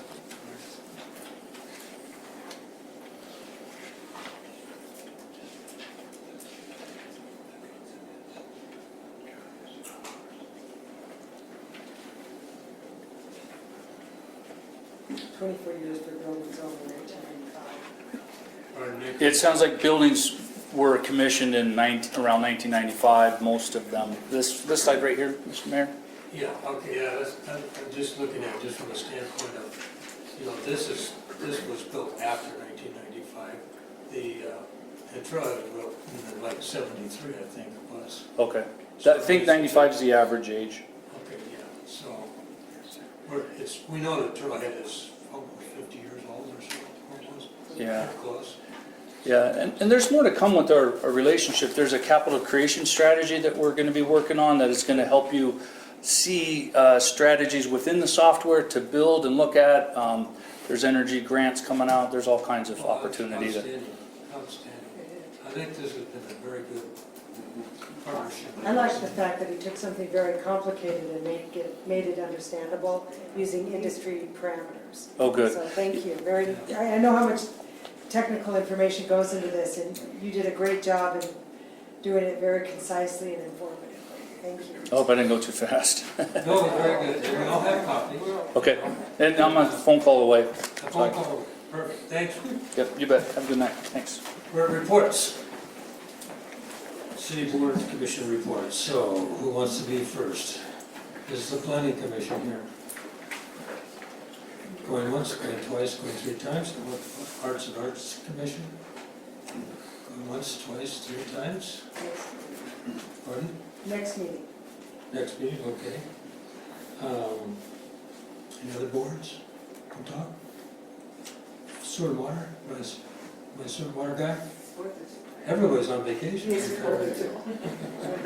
And we heard from the fire district earlier, right? So any fire commissioners here? With that said, we're going to move on to city council reports. Shane? I know a number of us went to the AWC meeting this last week, area Washington cities, and there was a great deal of information we were able to obtain from vendors, which I'll share with Katie and a number of us will share some of that information we got to include traffic light, speed readers rather, and some other costs we might be able to save there. We also had some different breakout sessions that we tried to be strategic on, that we all went to different ones and gathered some information, so we'll bring that back when we're able to accumulate that data. Specifically, I won't be at the next meeting. I'll be out of town, but maybe the first meeting in August. I attended a really good session by Ann McFarland, who is our Jurassic Parliament expert. She usually has 1 or more breakout sessions at AWC. And she talked about citizen comment period. And we've made great strides here over the last couple of years. There were some other points that she brought up that if I can maybe get 5 or 10 minutes on the agenda at the beginning of August, if there's time, I'd like to kind of go over this with the council. Perfect. Mike? Along with AWC, it really was outstanding to be able to attend something like that. I think what happens with the council, and this tends to be with all cities, we tend to get so involved with what we're doing here, twice a month sometimes, when we talk about talking to the citizens and trying to get out and have coffee, things of the sort here. But it's a real advantage to be able to go to a function such as this, to be able to sit down with council members and mayors of other cities, and be able to say, well, what are you doing about this? What are you doing about that? And be able to bounce these ideas back and forth, and be able to bring that type of information back here. And it gives an opportunity for council members also to visit with these individuals and It's something I've always encouraged all the council members to attend as many of these functions as possible. I realize it's not always easy because we have a diversity of people, the hours they work in this type of stuff, but I really compliment the individuals who took the effort to be able to get off, especially Chris. I really have to say your company is outstanding to be able to work to allow you, a working person, to be able to attend these functions. And that's a real benefit to the city, and very complimentary to your company. Yeah, I do want to add to that the fact that you were allowed to attend this, and at the same time, we're getting a view. There's 181 cities that make up this association. So the overview, the high view, is very broad from the east to the west side.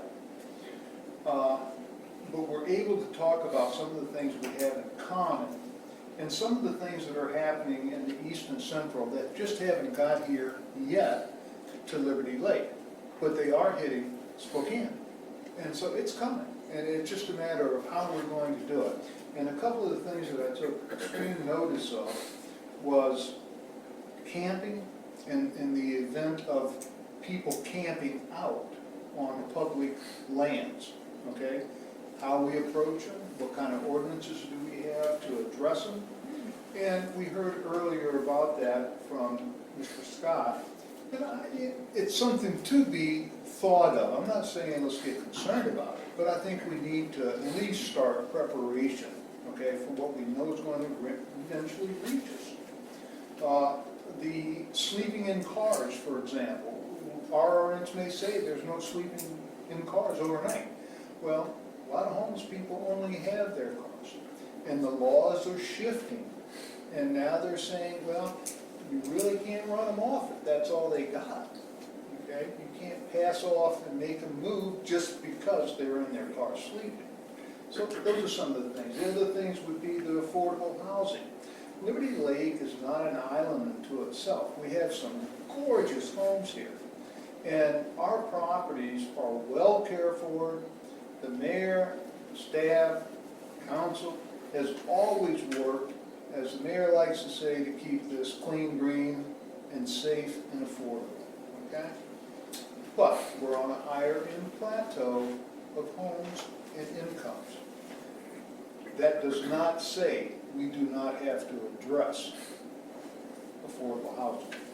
We have to address it, and I think that staff is working on this as we talk. So it was just a real eye-opener to say, times are changing, okay? The city is evolving. We're not just a brand new city anymore. So we have to evolve with it just to maintain equal status. So we're going to have some opening conversations with the public. We're going to have to talk about all these different changes and how we move forward. Look forward to partnering with you to do that. Thank you. And just real quick, following on Councilmember Kennedy's comment, he and I, for the last 2 years, have been fortunate enough to attend the Alliance for Innovations Transforming Local Governments Conference, which is basically similar to AWC, but it's countrywide. So we've been able to interact with people from North Carolina, Florida, New Hampshire, just all over the country. And in speaking with a couple people at AWC, they were also very impressed with some of the conferences that the National League of Cities puts on, which is very similar. So Katie, maybe if you can provide us some information with regards to those, maybe that's something we could also take advantage of. And I know as the budget starts to be put together for next year, we need to start thinking about these things. But I think without going overboard, obviously it's all taxpayer money, but the more we can educate ourselves and learn from other cities, the better off we'll all be. I have just a couple of comments about AWC. It's Association of Washington Cities, so everybody talks about acronyms, right? So Association of Washington Cities. There are 281. One was 100 off, so 281. You're right. We don't want to leave those guys out. You're right. And then so I had two opportunities, two that we haven't talked about yet. One was, I think it's House Bill 1464 on kind of a property or housing credit from the state's sales tax revenue, is that correct? 1406, yeah. Pardon? 1406. 1406. So That, I have given information to Lisa. Did you attend that? I did not attend that session, but I will be doing some research and we'll be coming back with a Yeah, workshop. so that will involve the city, and there's funding there that's going to help us kind of meet some of those issues that Odin spoke about. The other one was the local government caucus, and the local government caucus is a group of legislators in Olympia that all have past local government experience. They were either mayors or council people, city administrators, things like that. And there's probably almost about 60 or 50 to 60 of them over there out of basically 200. And what happens there is that they truly understand the needs of the city and city government and the funding that goes into it. And so you get a mandate from the government or state government that comes down, and then the city has to take care of it. Where's the funds at? So sometimes they don't match the mandate for the funds. So every year they have a local government caucus group from the legislature come over, and so we had the opportunity to have a meet with them a little bit and tell them, you know, Liberty Lake is in support of your group, that we're interested in what you're doing, and I guess from our perspective is how can we help? Because one of the nice things about cities is they're basically nonpartisan, and we all work together to solve the public's problems. And I think that's where the legislature, through this local government caucus, comes together. They realize that, you know, we have to find solutions to our problems, whether it be homelessness, whether it be traffic, whatever it is. But they're all working together. This group works together, both sides of the aisle. So it's a good opportunity for us to participate at AWC, but also going forward in the legislative session. With that was my portion. City Administrator Cole. Chris, I'm sorry. Yeah, just one more quick note. Mayor Pro Tem Brickner and I found out, I think it was sometime Wednesday or Thursday at AWC, there was a meeting at the United Way on Friday morning for the kickoff for the 2020 census. It's coming upon us very fast. And there's a really big push in Washington as a whole, and as I'm sure is throughout the United States, to make sure there's a correct count. There's very low response rate with minorities, and people with lower incomes, and so this one was basically focused on Spokane County and trying to put together a larger committee with regards to outreach and local nonprofits and other groups that we can work with to try to increase that count. And I was very surprised, I didn't bring the map with me, when they showed our area here in Liberty Lake. There are some pockets of our area here that had a fairly low response rate. So there's more information coming out, and we'll continue to share that. I think they may be looking for somebody from the council or the city to maybe just participate in the meeting. I think they're looking at that once a month. But it was very eye-opening to attend that meeting. Just one other count on the census, because that was a major focus, is that it's all of our grants, monies that come from the federal government depend on a good count, understanding of our community. And so that's why it's important for making sure we all participate, all your neighbors, etc.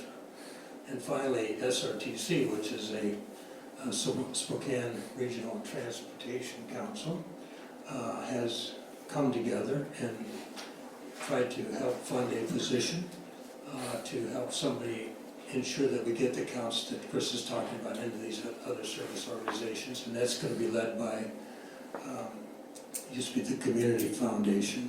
Now they changed their name to Senior Moment. Senior Moment, yeah. Avonix, I think it is Avonix, so. Yeah, that person is starting next week. Yeah, that person, yeah, I got to sit on the interviews for the ladies, so Alexa is the ladies could start, so great opportunity. But in that will be through the Community Foundation's meeting. So Shelley O'Quinn is kind of her mentor.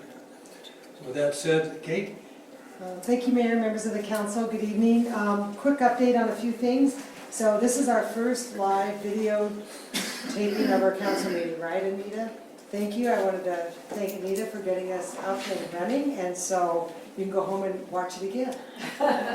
On that note, I wanted to give you all an update on Harvard Road, and I have to say, there's a lot of moving pieces on Harvard Road and Henry Road, and I'm going to touch on the right-of-way and then answer any questions that you might have. So right-of-way is the properties that we need to build the improvements, and I want to let you know of Vista. If they were here tonight, I would say a great big thank you. They quickly turned around 1,400 square feet of land, and you guys approved an agreement to the city so we could build a right-hand turn on westbound Appleway turning north. That's not on the map, but now I'm going to talk about Henry Road. There are there's 3 right-of-ways that we need to construct Henry Road. One of those is on your agenda tonight.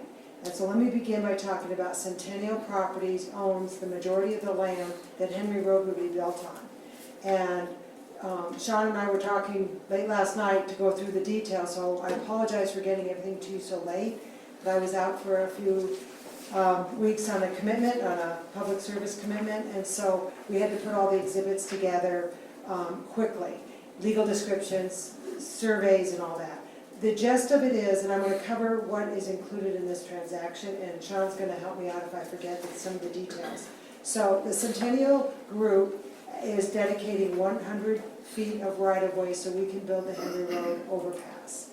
The consideration is 2,300 trips, which is a credit towards the Harvard Road mitigation fee.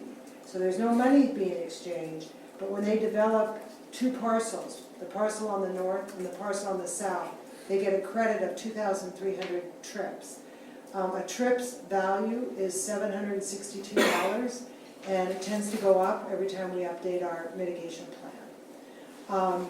They've also will be granting us an easement, so for construction, we have a laydown area and those things that allows us to build the property. The duration is that there's a few points in here I wanted to make sure the council's aware of, and then I really want to answer any questions you have. The agreement goes out to 2040, so if they don't use the credits before that, they lose them. That's part 1. Part 2 is that if the value of the credit changes, if it goes up, they keep their 2,300 credits. If it goes down, we do some calculations to keep them whole. And so, Sean, maybe you can add a little more detail on that. Essentially, the likelihood of it going down is probably very slim. But in the instance that that would occur, they would get additional trip credit for whatever the unit cost per trip would go. Incremental, so it'd be prorated. The other thing is that if we don't build the improvement by 2025, all of the land would go back to them and we would get the credits back. So if we do not enter into an agreement with WashDOT for the construction of this project, and I'm not sure of the date of the agreement, that's one detail I don't have, but if we don't build the project, the land goes back and we get the credits. So there's 2 separate parts. One is the 2025 is a term in and of itself. So if the project wasn't completed by 2025, then the property would be given back to Centennial, and the city would not be obligated for any further credits. That's one aspect.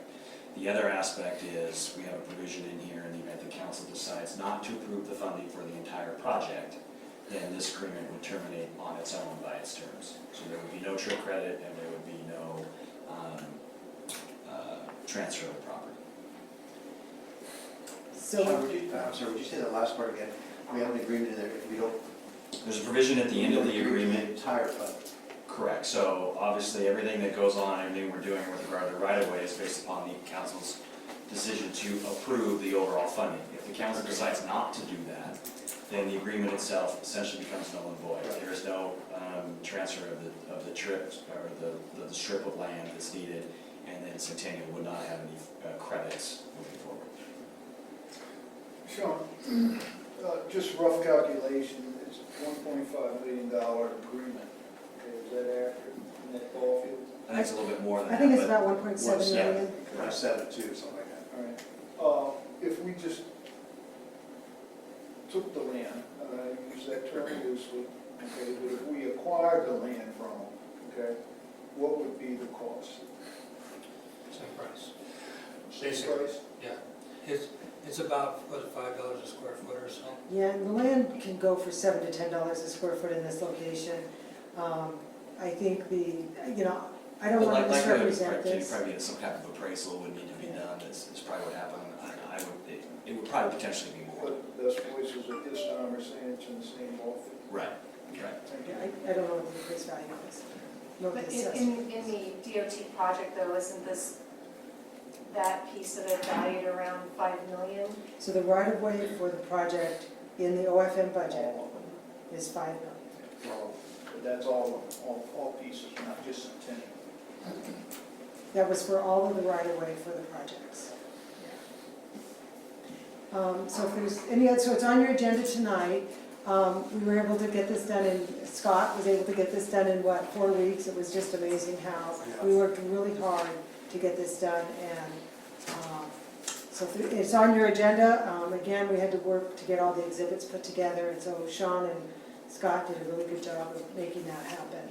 I'm going to move on to Spokane County's right-of-way. So if you look on that map again, Ann's going to put it back up. It's on the south side of I-90.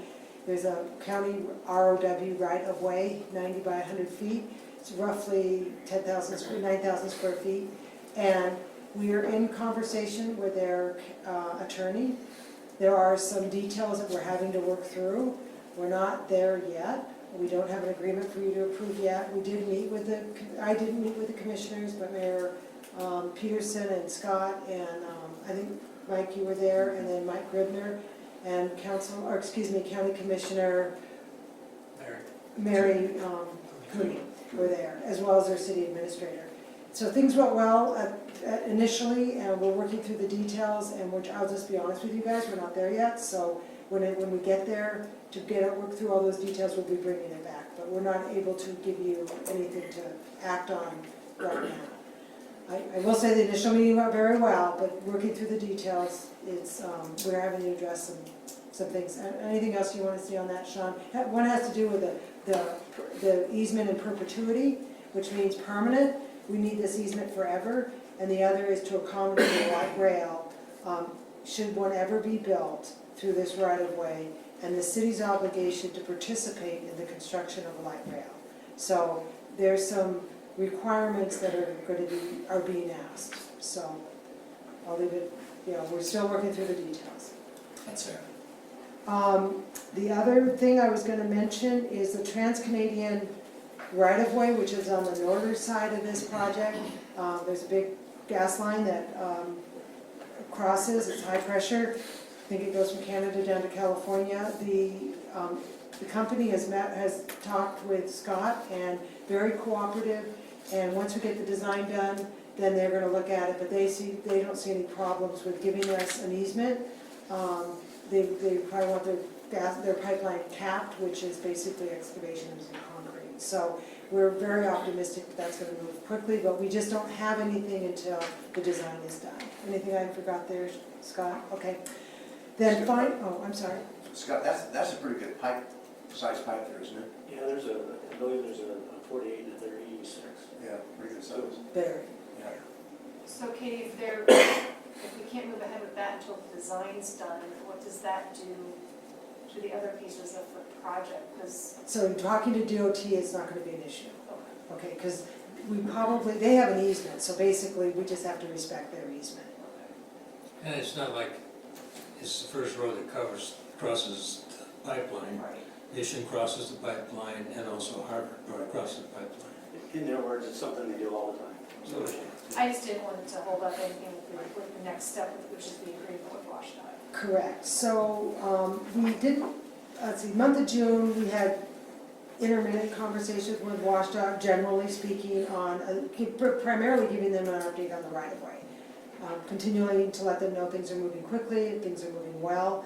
And last Thursday, I was at a meeting and had a conversation with a WashDOT employee. I understood that from that conversation that we were on some different pages. So this morning, Scott and I and RJ met with Mike Gribner. He's out the rest of the week, and we have another follow-up meeting on Monday. And we have an executive session, I'll go through some more details of the issues that have come up, and the mayor can give you an update on a few things as well. So I'm going to update you on some particulars in closed session as it relates to the contract negotiations. Okay, moving along, Orchard Park. Last Friday, we had some drainage issues, some drainage problems, and so Trevor and Scott were able to get over there, and I think Zach showed up as well. We were able to take care of it. Actually, we had a contractor out there Saturday morning, and we have a solution, and things are going well. It's amazing how that park is just amazing. I'll just say that. There's a lot of people, a lot of buses coming in. I took a coworker who's from the west side over there on our way back from lunch yesterday. He was visiting our office, and he's familiar with our area. And parking lot was jam-packed. People were parked on the street. There were probably a good 75 to 100 people there at lunchtime yesterday. I think the picnic shelter adjacent to the splash pad is, the parents love it because they can sit there in the shade. And then the play area is used as much as the splash pad, so it's amazing. Mike, were you going to? No, I'm just nodding my head. So we did have to get some drainage solutions implemented, and so, I don't know, are we almost done on that part? It's underway, so. Okay, the pellet demo, I think Mayor Pro Tem Brickner brought this up. I wanted to let you know it's a product that, basically it's pellets you put into a missing chunk of asphalt. And so in some cases, it lends itself to fixing kind of that intermediate pothole, not the big ones and not the real small ones, but something intermediate. I just wanted to pass on that Stephen is looking at that as well as other products, because we like to try them out before we buy them. And never is there one product that's a silver bullet for everything. And so I just wanted to give you an update that he's looking at multiple different things, and this is one of them. The other thing I wanted to mention are dates to remember. Oh, the restriping, excuse me. During the workshop, we mentioned the restriping of Appleway and the restriping of Harvard. We also have a contract with the county to come out, and they take care of all of our striping. So it's center lane, it's crosswalks. So last week, if you would have noticed, we were cleaning the arterials. I saw the street cleaner out there, and then they come back, and it takes them a week or two, I'm going to guess, to come through our whole city and do a lot of what we call long line striping, and then stop bars, all that good stuff. So I guess there was it took a little bit longer than we expected because of a paint issue, but it's going to get done. So they will also address the stop sign issue? Not the stop sign, this is paint. Okay. And when are we gonna address the whole Steve? stop sign? The stop sign at what I brought location? that up at the last city council meeting regarding the stop sign at whole. Over by Jason's house, there was a stop sign. I actually sat and watched cars with JC for quite a while. They were not stopping. We got a stop sign there per his request, but their cars are continuing to not stop. I think we saw 4 cars during the time frame of us just talking that still didn't stop, and I brought up at the last council meeting regarding a stop bar to be painted onto the street. Hall and what? What's the cross street? It's Hall and Myers. Hall and Myers. Yes. Okay, we'll look at it. To be honest, I didn't follow up, and we'll have to check it. That's okay, as long as it gets addressed, because there was so many cars, right by that park there's a lot of kids. We saw a family crossing that area, and cars were just flying through that stop sign. So I helped, because the stop sign's right by a tree, and Okay. it kind of blocks it a little bit, and I know that we were able to get the stop sign moved in a little bit, but I think the bar there painted on the street would be very helpful. Okay. So on And I'm that, willing to spend money for spike strips if they want that, I can certainly do Let's that. start with the paint. Yeah, okay, yeah. Underneath the paint. okay, and then I did want to mention, we did open bids today for the Northfield. We did get one bid. It was good, it's well within our budget, counting sales tax and contingency, but as Lisa mentioned, it's coming back on July 16th, and if everything goes well, and we have to give certain days of right of rescission and all that, but so far so good. So, and it's a good contract. Then quick recap on dates to remember. So the 4th of July, be it Pavilion Park or close by, so you can hear the music and see the fireworks.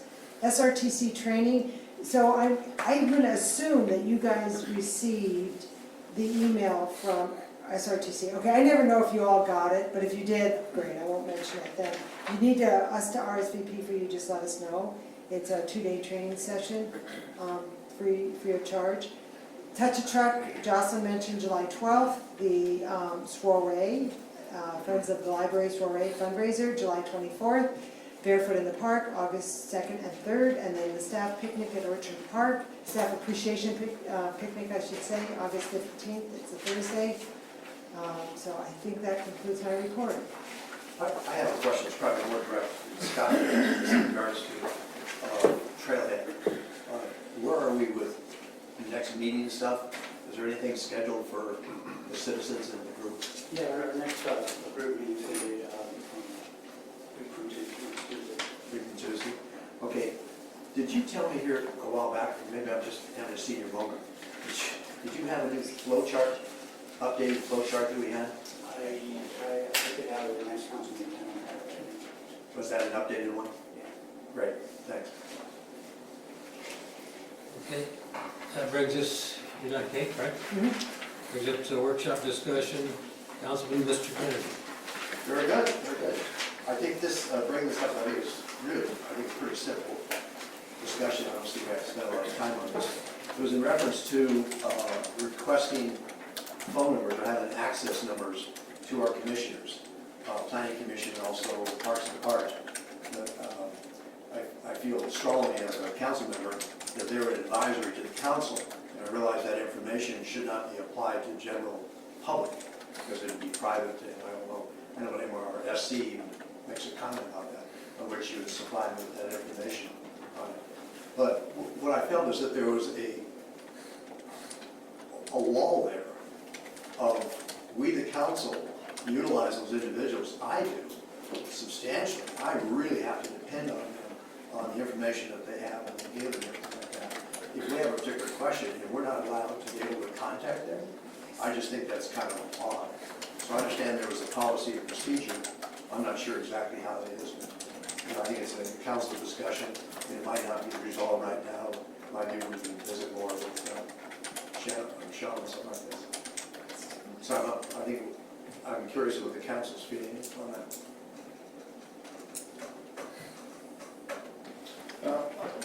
I agree that there has to be some mechanism available that we can open communication with them. I know from what I've heard, the wisdom is we'll go to their meeting, okay? And I can appreciate that, but at the same time, they're a quasi group that borders public, okay? And every one of them was appointed, okay? It was appointed by an elected mayor. And in my view, and believe me, I'm not trying to take Sean's place. You want it? No. I want the salary. Yeah, that is better. That's a lot. But in my view, once you're appointed to a board, and that board specifically acts as an advisory council to this council, okay? I don't see how somebody in the system, such as a city staffer, okay, obviously can pull that up on their computer and have all the information at their hand, okay?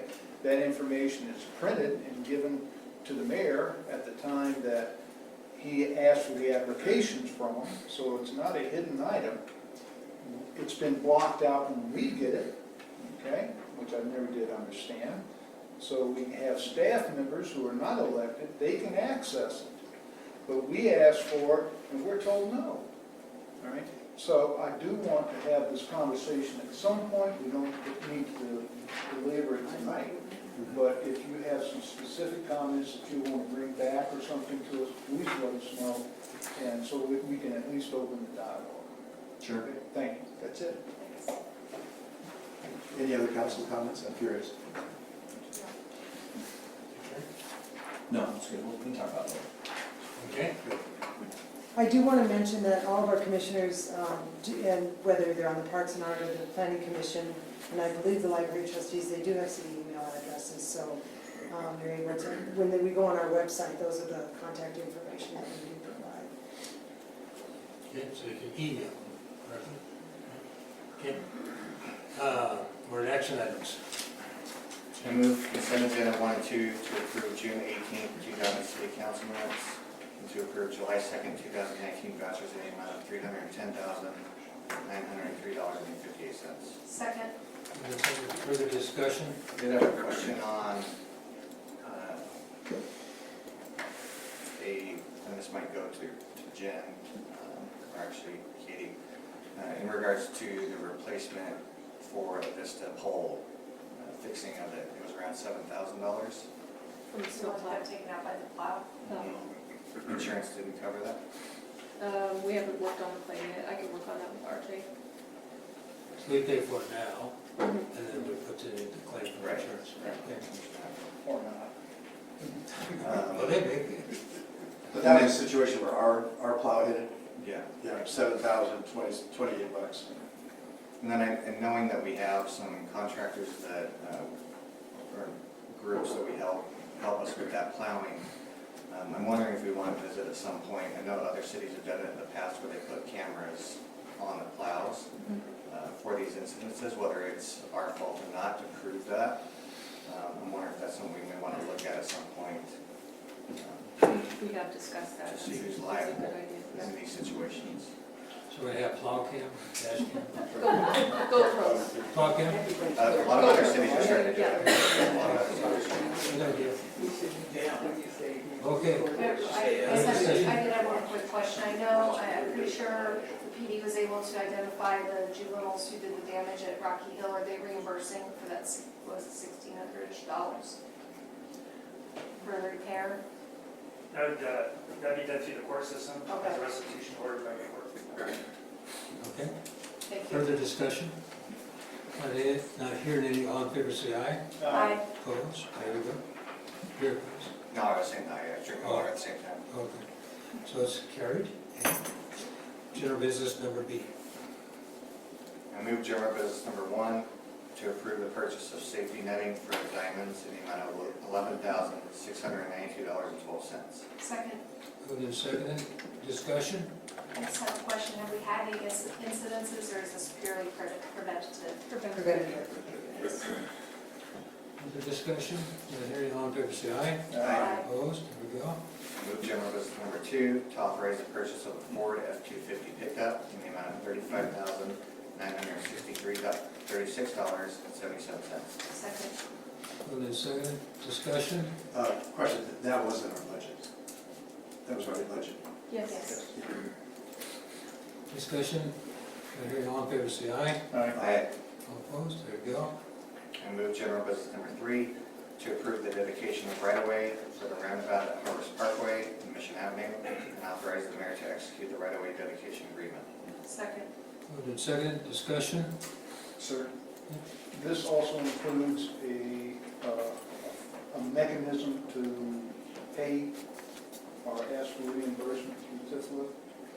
Is that wrapped up in this one dedication? It's a separate action, and actually, correct, so the developer had to donate the right-of-way, and then they apply for reimbursement. Okay.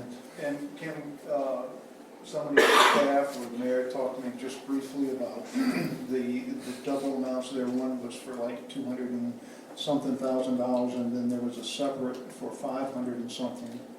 How do those both, why are they separated to begin with? Are they separate items as far as what the TIF is concerned?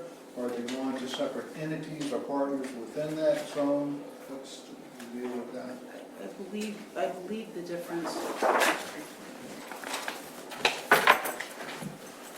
I believe that the different dollar amounts involve what is reimbursable by TIF versus what is reimbursable by LIFT. So that's what separated the pricing out. Mr. Mayor, I'm sure you have, but shake your head, yes, that we've investigated the use of those funds and how this will affect the anticipated use of those funds for Harvard, Overman, Yes. or Henry Yes. Road, et cetera. Yes. And are we fairly confident that there will be substantial enough funds to cover? We're very, very fortunate. RJ, is RJ here? He left? No. We will email you out the budget, current budget amounts for that, which, again, shows significant cash reserves right now and going forward in the future, and even allocating for some of the Henry Harbor. So next meeting at the workshop, RJ has an update and he can do a complete recap of those funds Yeah. It'll be fun. at the workshop. Thank you, sir. Further discussion? Not hearing, all in favor, say aye. Aye. Opposed, there we go. I move to run business number 4, to authorize the purchase of a used patrol vehicle that meets the needs of the Liberty Lake Police Department at cost not to exceed $15,000. Second. Moved and seconded. Further discussion? Not hearing, all in favor, say aye. Aye. Opposed, there you go. One more. General business number 5, to authorize the mayor to sign the right-of-way agreement with Centennial Properties Inc. Second. Moved and seconded. Discussion? Not hearing any, all in favor, say aye. Aye. Opposed? There you go. And public hearing.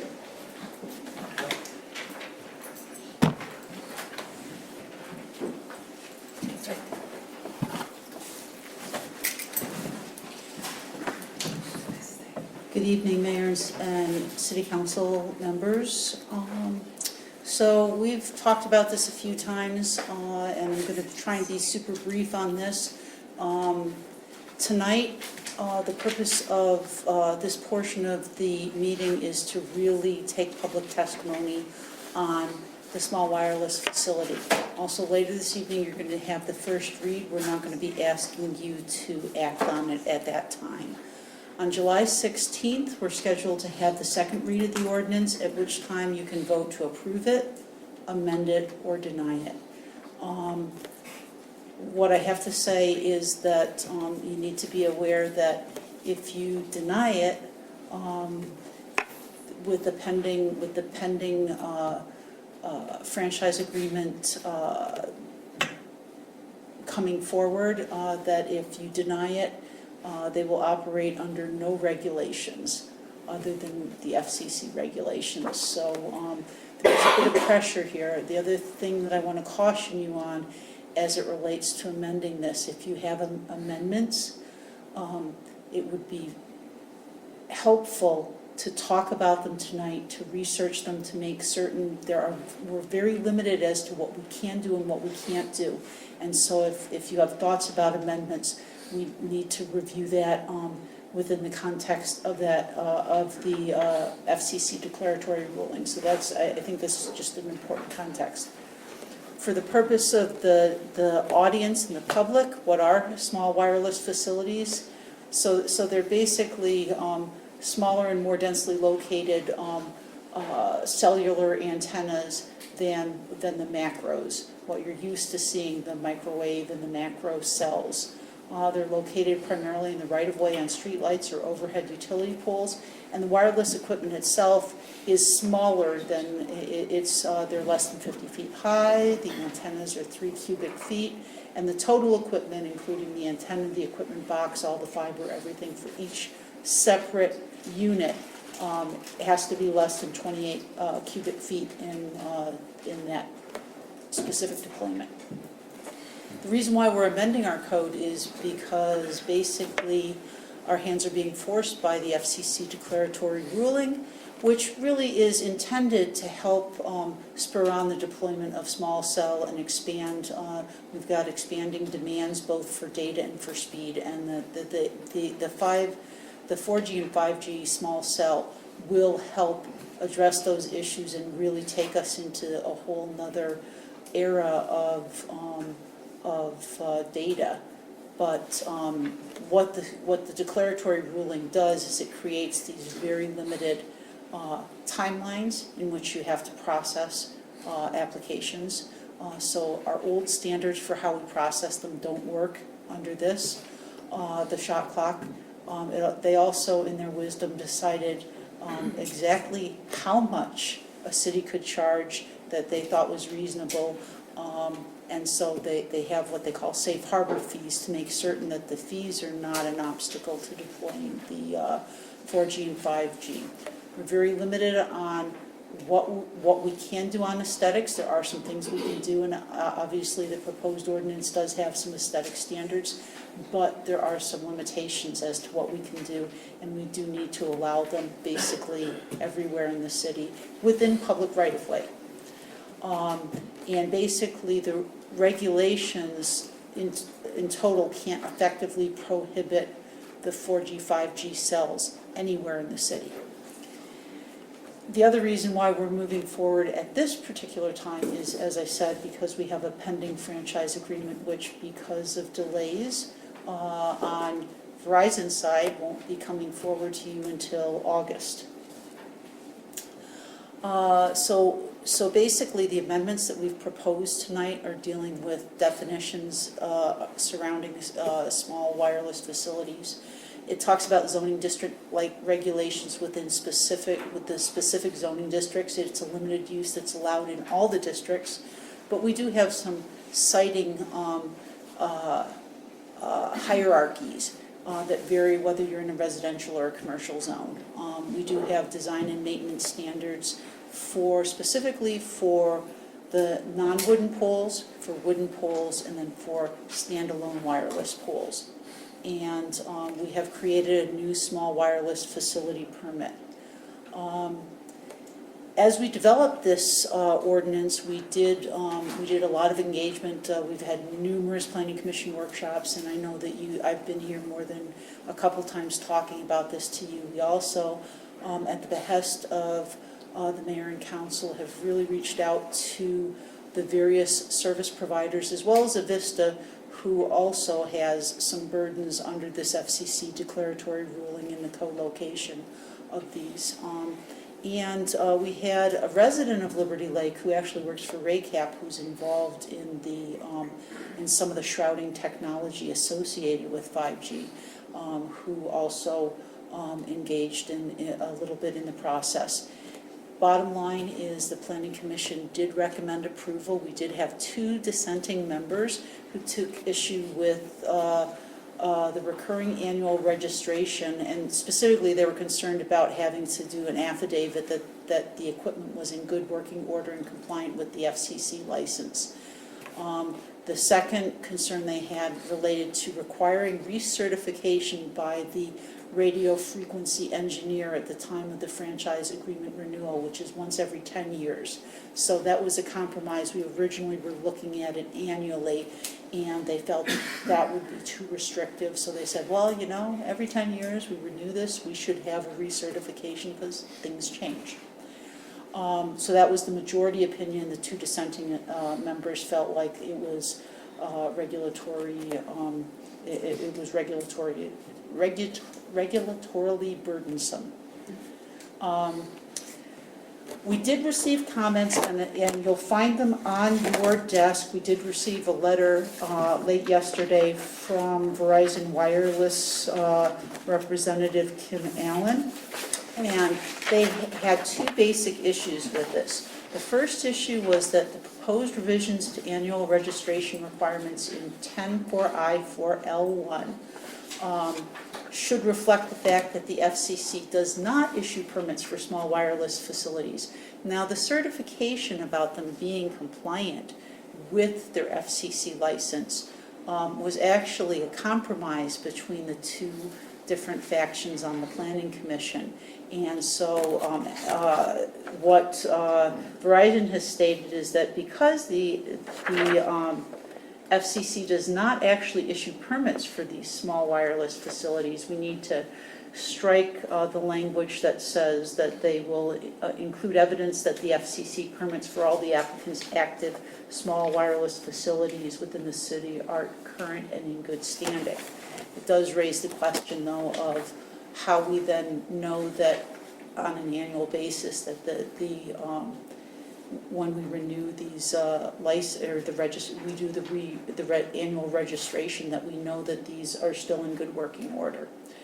The second issue they had was with the second paragraph in this section, which is, and they were concerned that the requirement for annual radio frequency testing is burdensome. Again, they misread this, because we're not requiring an annual radio frequency testing. We're requiring the radio frequency testing prior to the renewal of their franchise agreement, which we think is reasonable and appropriate. Those were the only comments that we had on this, and so unless you have questions for me, yes. I just had a couple quick questions. So Lisa, you and I were both, I was sitting behind Lisa at the AWC breakout session. I think that's the back of Lisa's head, so we had a chance to talk after the meeting. I know technically, from what I understood, that if we don't approve this until the meeting on the 16th, we're technically missing a date. But the gentleman who was doing the presentation didn't seem to be worried about that. Right, yes, so if I can explain, so, and this was a deadline that I was unaware of. One of the things that the declaratory ruling actually took effect in January, but apparently there was a deadline in there that if you're going to pass aesthetic standards, that you need to have them in place by July 18th. So under our current schedule, council will have acted on this and theoretically adopted it on July 16th. But as you know, the ordinance doesn't go into effect until we publish it. And because of the timing of our official paper, which only comes out on Fridays, and the deadline being Tuesday at noon, we've got a week and a half lag time before the ordinance actually takes effect. The attorney who actually has been involved in the filings in the Ninth Circuit, he actually prepared the amicus brief from AWC related to the challenge on the FCC declaratory ruling. He indicated that it really shouldn't be a problem, because at the end of the day, if they don't have a franchise agreement in place, or they haven't yet submitted a permit application, which they can't do until they have the franchise agreement in place, they wouldn't be vested, and so it was no harm, no foul if we're in process and we miss the deadline by a hair, which is what it appears that it'll be. And as I said, it appears that Verizon Wireless franchise agreement will not be coming before you until August 6th, because the attorney who's been working on it is out of town. So no need to do a special meeting next week to get it in? I don't believe so. And that was his opinion, and so. Lisa, is there any other carriers besides Verizon that's vested in this? So we did get some comments on the first version that was being workshopped through Planning Commission from Mobility and from AT&T. They were also included on the distribution for this. I think we addressed many of their concerns, probably most of their concerns, and they were noticed on this hearing, and we didn't get additional comments, so I would take their silence to be indicative of the fact that we did address their concerns. Thank you. Thank you. We have this is the public hearing, but I'm going to we'll open the public hearing at 8:18, and the first speaker is Jason. My apologies. That's all right. I set this out here. Okay. All right, so Jason Verduzco, 12730 East of Marabou Parkway, Spokane Valley. So thank you, mayors, council members, the city staff, and citizens. With Verizon Wireless, I'm a small cell strategy specialist. I meet with cities all over the east side and northern Idaho to just walk through this process and really just show an effort of partnership. You know, I've been at I think every workshop except for last month. We had a family member pass away, so we had to travel out of town, so it was kind of a bummer. But really just here to express a partnership I've been a right-of-way agent with the DOT and at the federal level for the first 15 years of my career, and so moved over to the private sector a few years ago when small cells were starting their journey through the public sector. And so really I'm just here to I guess just represent a partnership and just answer any questions that you guys may have. Like I said, it was unfortunate I missed the workshop last month, but like I said, I'm here right now, and then unfortunately I'm out of town next for the second reading for a conference in Denver. But like I said, we want to continue to work with the city in regards to the deadline for the design standards. It would be silly for any carrier to try to establish a partnership with a city and really balk over a week and a half. so yeah, no, I've been working with Lisa since I think last December, starting process and giving model codes and just answering any questions that we can. So yeah. So. Oh, I do have one question, sir. Yes, sir. Is there any kickback or is there any Freudian slip there? Not from me at all.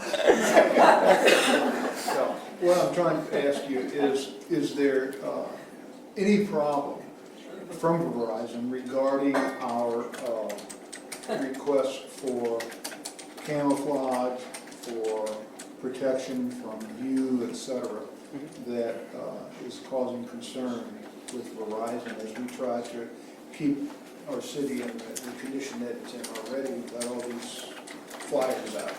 Absolutely. In regards to small cells, they are fairly small as it is. I would imagine Lisa would have given you guys some pictures of different small cell installations. Every city has different aesthetic design ideas. What one city will say, this is what we love. Another city says, no, we want this other thing that's on the other side. And then the other city thought that it was ugly. So really, we will work with the city to on what is best appropriate for the citizens here in the city. I have a question, Jason. No kickbacks. That's you for it. In regards to going back to the design standards. Yeah. Two things. Number one is, has Verizon come up with, I know it's kind of its own standard. I mean, you're trying to deal with, in Washington, 281 different states. Right, yeah. So do you have, what is that model that you guys have put together to develop your equipment? That's number one. Okay. And number two would be the conversations that you've had with other cities along the same lines. Yeah. Okay. All right. So number one. So yes. So Verizon. Every carrier has design typicals. What we like to see. Roughly think of small cells this way. There's an equipment cabinet, and then there's an antenna combo. So usually a 4G, 5G combo, depending on the carrier's needs. That equipment cabinet, like I said, based off FCC order, is 28 cubic feet. So a 3 by, some people think of like refrigerators. I'm like, no, that's a 3 by 3 box. A 3 foot by 3 foot by 3 foot box is 27 cubic feet. Most of our designs are smaller than that, so I think we're okay. You can what we strive for is put everything on the pole. That is dependent upon the pole owner. So we have designs with a couple different companies that we can do, especially in the case of small cells on city streetlights. We can encase everything within the pole itself, and then the antenna. So pretty much the equipment cabinet would be in the pole itself, and the antennas would be shrouded on top. And so it's been fun over the as I've traveled a couple different times this year. One, I was in San Diego, and I was driving by and I saw a small cell, and I had 8 people in the car with me. And so I said, hey, it was a family vacation. I said to my wife, I said, honey, get the camera, get your cell phone out and take a picture of this. She's like, what? I'm like, and everybody's like, what are we taking? The small cell right there. They're like, where? The small cell, right there. And nobody saw it. So the purpose is to try to bring really good, 5th generation technology. Even the gentleman that was presenting here regarding, city buildings. And he was like, oh, they can pull up things on their phone. Like there's a network behind all that to be able to pull up photos and data and things like that. And so it's just the beginning. So yeah. So does that answer your question fully, or? No, yeah. Okay. And I think the other question I have is about the adoption and the use of 5G. And how do you see it rolling out? I mean, we're in this Yeah. thing that, you know, are you gonna be, you're the only one that supposedly stepped up to the plate and said, we want to do this, right? But we anticipate that all the other carriers will do something like this. That's one question. Then again, the other question would be kind of from that shrouding that you talked about, because I notice even in my neighborhood where we have a pole, you drive through it, your satellite radio goes away for a few seconds. Yeah. Okay. Can you answer those two? Yeah. So the first part of that question. I'll say 2A is multi-layered in the sense that each network will require different locations based off of just different needs. Verizon is known to have the best network across all carriers. And I was down at Hoop Fest watching my kids' games, and we could not get cell reception or any data. Even to log into the Hoop Fest app, it was just awful. And so, really, small cells they will go in places that truly the public needs them. So. And then I think one of the big, I would say, concerns of cities is that as soon as they adopt codes and franchise agreements are set in place, the cities are going to, or the carriers are going to come in and submit applications for hundreds upon hundreds of small cell sites. That may be decades down the road. I don't want to put a time limit on it because. In 1999, we were all talking about video calls and how cool it would be to see somebody as you talk to them, and now that's just common practice, right? So it's going to take a long time, because we're still building up 4G as well. So it's going to take a long time to hit 5G small cells that will cover every city in the U.S. So. Okay. Any other questions? Jason? More public comment. So I'm going to have public comment. Yeah, I'd like to ask Jason a couple questions. My first question is, who determines how many of these small cell things will be placed, and how determines the location? Yeah. So we have our network engineers. They will take a look. They're always monitoring the network, and so they're looking at specifically because I cover the east side. And so they'll look at all the cities within the east side and say, hey, where are we seeing the most problematic areas, and what is the best solution? Is it a brand new macro tower? Do we add antennas to existing towers, or do we cover this area with small cells? And so the network engineers will take a look at that based on that, and then determine what is the best avenue. A few more questions, if you don't mind. That's why I'm here. So, if I were to walk up to the cell tower up there, there would be a warning sign on that cell tower and the stuff around it. Right. And so, how are these cells, small cell things, how much different are they? Yeah.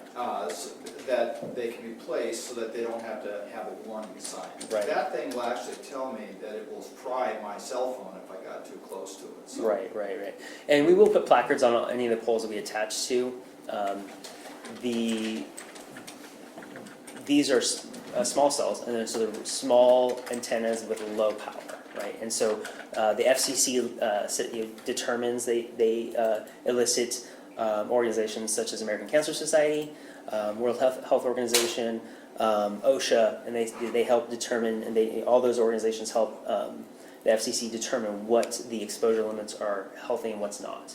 And so based off of that, then companies, whether it's a Nokia or a Samsung, whoever's creating, building out these antennas, they will take those things and they will build antennas based off of that. And so as small cell technology is developed, the FCC is always monitoring that, and so they'll tell us what the exposure limits are and what's not. And we, Verizon and any carrier cannot continue to have their valid FCC license if we don't adhere to the FCC. Is that part of the recertification when that the city has up there? Is that part of the certification process?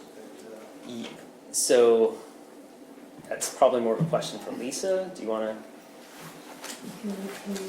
Well, you were just talking about how FCC tries to control or monitor the radio frequency and its effects on people and so forth. So I was wondering if the recertification part of the ordinance that you have developed, which I am very appreciative for all the work and effort to help make sure this is all monitored correctly going into our city. If that is taken care of with that recertification, that knowledge about those radio frequency waves are public record. Yes, at the time they actually apply to install them, they have to provide us with a stamped certification from a radio frequency engineer that it meets the FCC standards for those, for emissions, etc. And what the ordinance proposes today is that in addition to that certification at the time they apply for the initial installation, that they be required to do that every 10 years when they renew their franchise agreement. Final question. Thank you for taking my question. Yeah, absolutely. I really do. And I don't want her to answer that. I really do appreciate it. Yeah, absolutely. Because these are questions I know that we have to do it. That's the FCC, and they're forcing everybody to do that to increase our ability to communicate, that kind of stuff. But can the city, or is there a limit? I guess that's the word I'm searching for. Does the city set a limit? Does the FCC set a limit? Who sets the limit as to how many of these small cell receivers, transmitters, can be placed in a particular area, in a certain radius? Let's say a radius of 2 miles, radius of 5 miles. Who sets that, and how is that determined? There is no limit. There is no limit set by FCC. What we have done to the best of our ability is to create a requirement for separation distances. However, remember when I said that what the FCC prohibited us from doing was creating an effective prohibition? What that That's means, part of it. what that means is that if the provider can demonstrate that there's no other technically feasible means to meet their network objectives, then we have to approve it. Okay. I appreciate all the work you and the commission has done on this, and I appreciate you taking my questions. Yeah, absolutely. I have serious concerns about the whole thing. Understood. But Yeah. I appreciate you taking the time to answer my questions. Can you get and your name so we Oh, for the record? Yeah, Brad Hamlet, Settler Drive. And I'll just add one thing to that about the number. Like I said, keep in mind that we're talking about billions and billions of dollars of infrastructure by the wireless carriers, and so they will not build where it's not absolutely necessary. I mean, think of it as one analogy I like to use is we're building a highway system, and it costs a lot of money to build highways, and we're building on and off ramps for people to connect. More than ever before, so, yeah. Thank you. Hey, Jason, thank you very much. Yeah. And also, will you leave a card with Lisa? Yeah. Should I have your card? Yes. I do. And then you're a right-of-way expert, so we would... Yeah, I saw it up there, I was like, yeah. I remember those days. Yeah, I used to appraise and buy properties for transportation projects, so yeah, so. Thanks, Jason. All right, thank you guys. Any other comments in regards to this at the public hearing? One more time, any other comments? Not hearing, oh, there you go. Just a question for you. Liberty Lake is X amount, of space. What is he talking about? I need you to stand up. J.C. Collier. Go up? Step to the microphone. Yeah, that'd be great. Oh, step up to the microphone. Step up to the mic. Come on. Okay. So a guy walks into a bar. J.C. Collier, Colbert, Liberty Lake. My question is Liberty Lake is a confined area. How many towers, are you talking about putting up in our city? You don't go to the mic, so it's the public, you gotta The record goal it. is to make sure we get all the. Oh, yeah, no, especially when we're recording, videoing the first one, so we gotta get it all in there. So, I mean, that is the question. I would say, so our first kind of initial pilot for the city of Liberty Lake, we're talking probably 10 to 15 over the next couple of years. Long term, I don't know. It's, like I said, it's based off of where we get dollars to do it, to invest in the infrastructure. One thing, as we talk about the Internet of Things, as we talk about technology, I mean, we have, the city of Liberty Lake has great companies that are coming here to develop call centers, things like that. And one of the things that businesses are looking at is where are my 5G capable cities? And so, we talk about the restrictions, which I get, like, we don't want federal government, intruding on our local cities. But at the same time, too, there is a race to 5G and the economic growth development, and the dollars that will come from 5G is astronomical.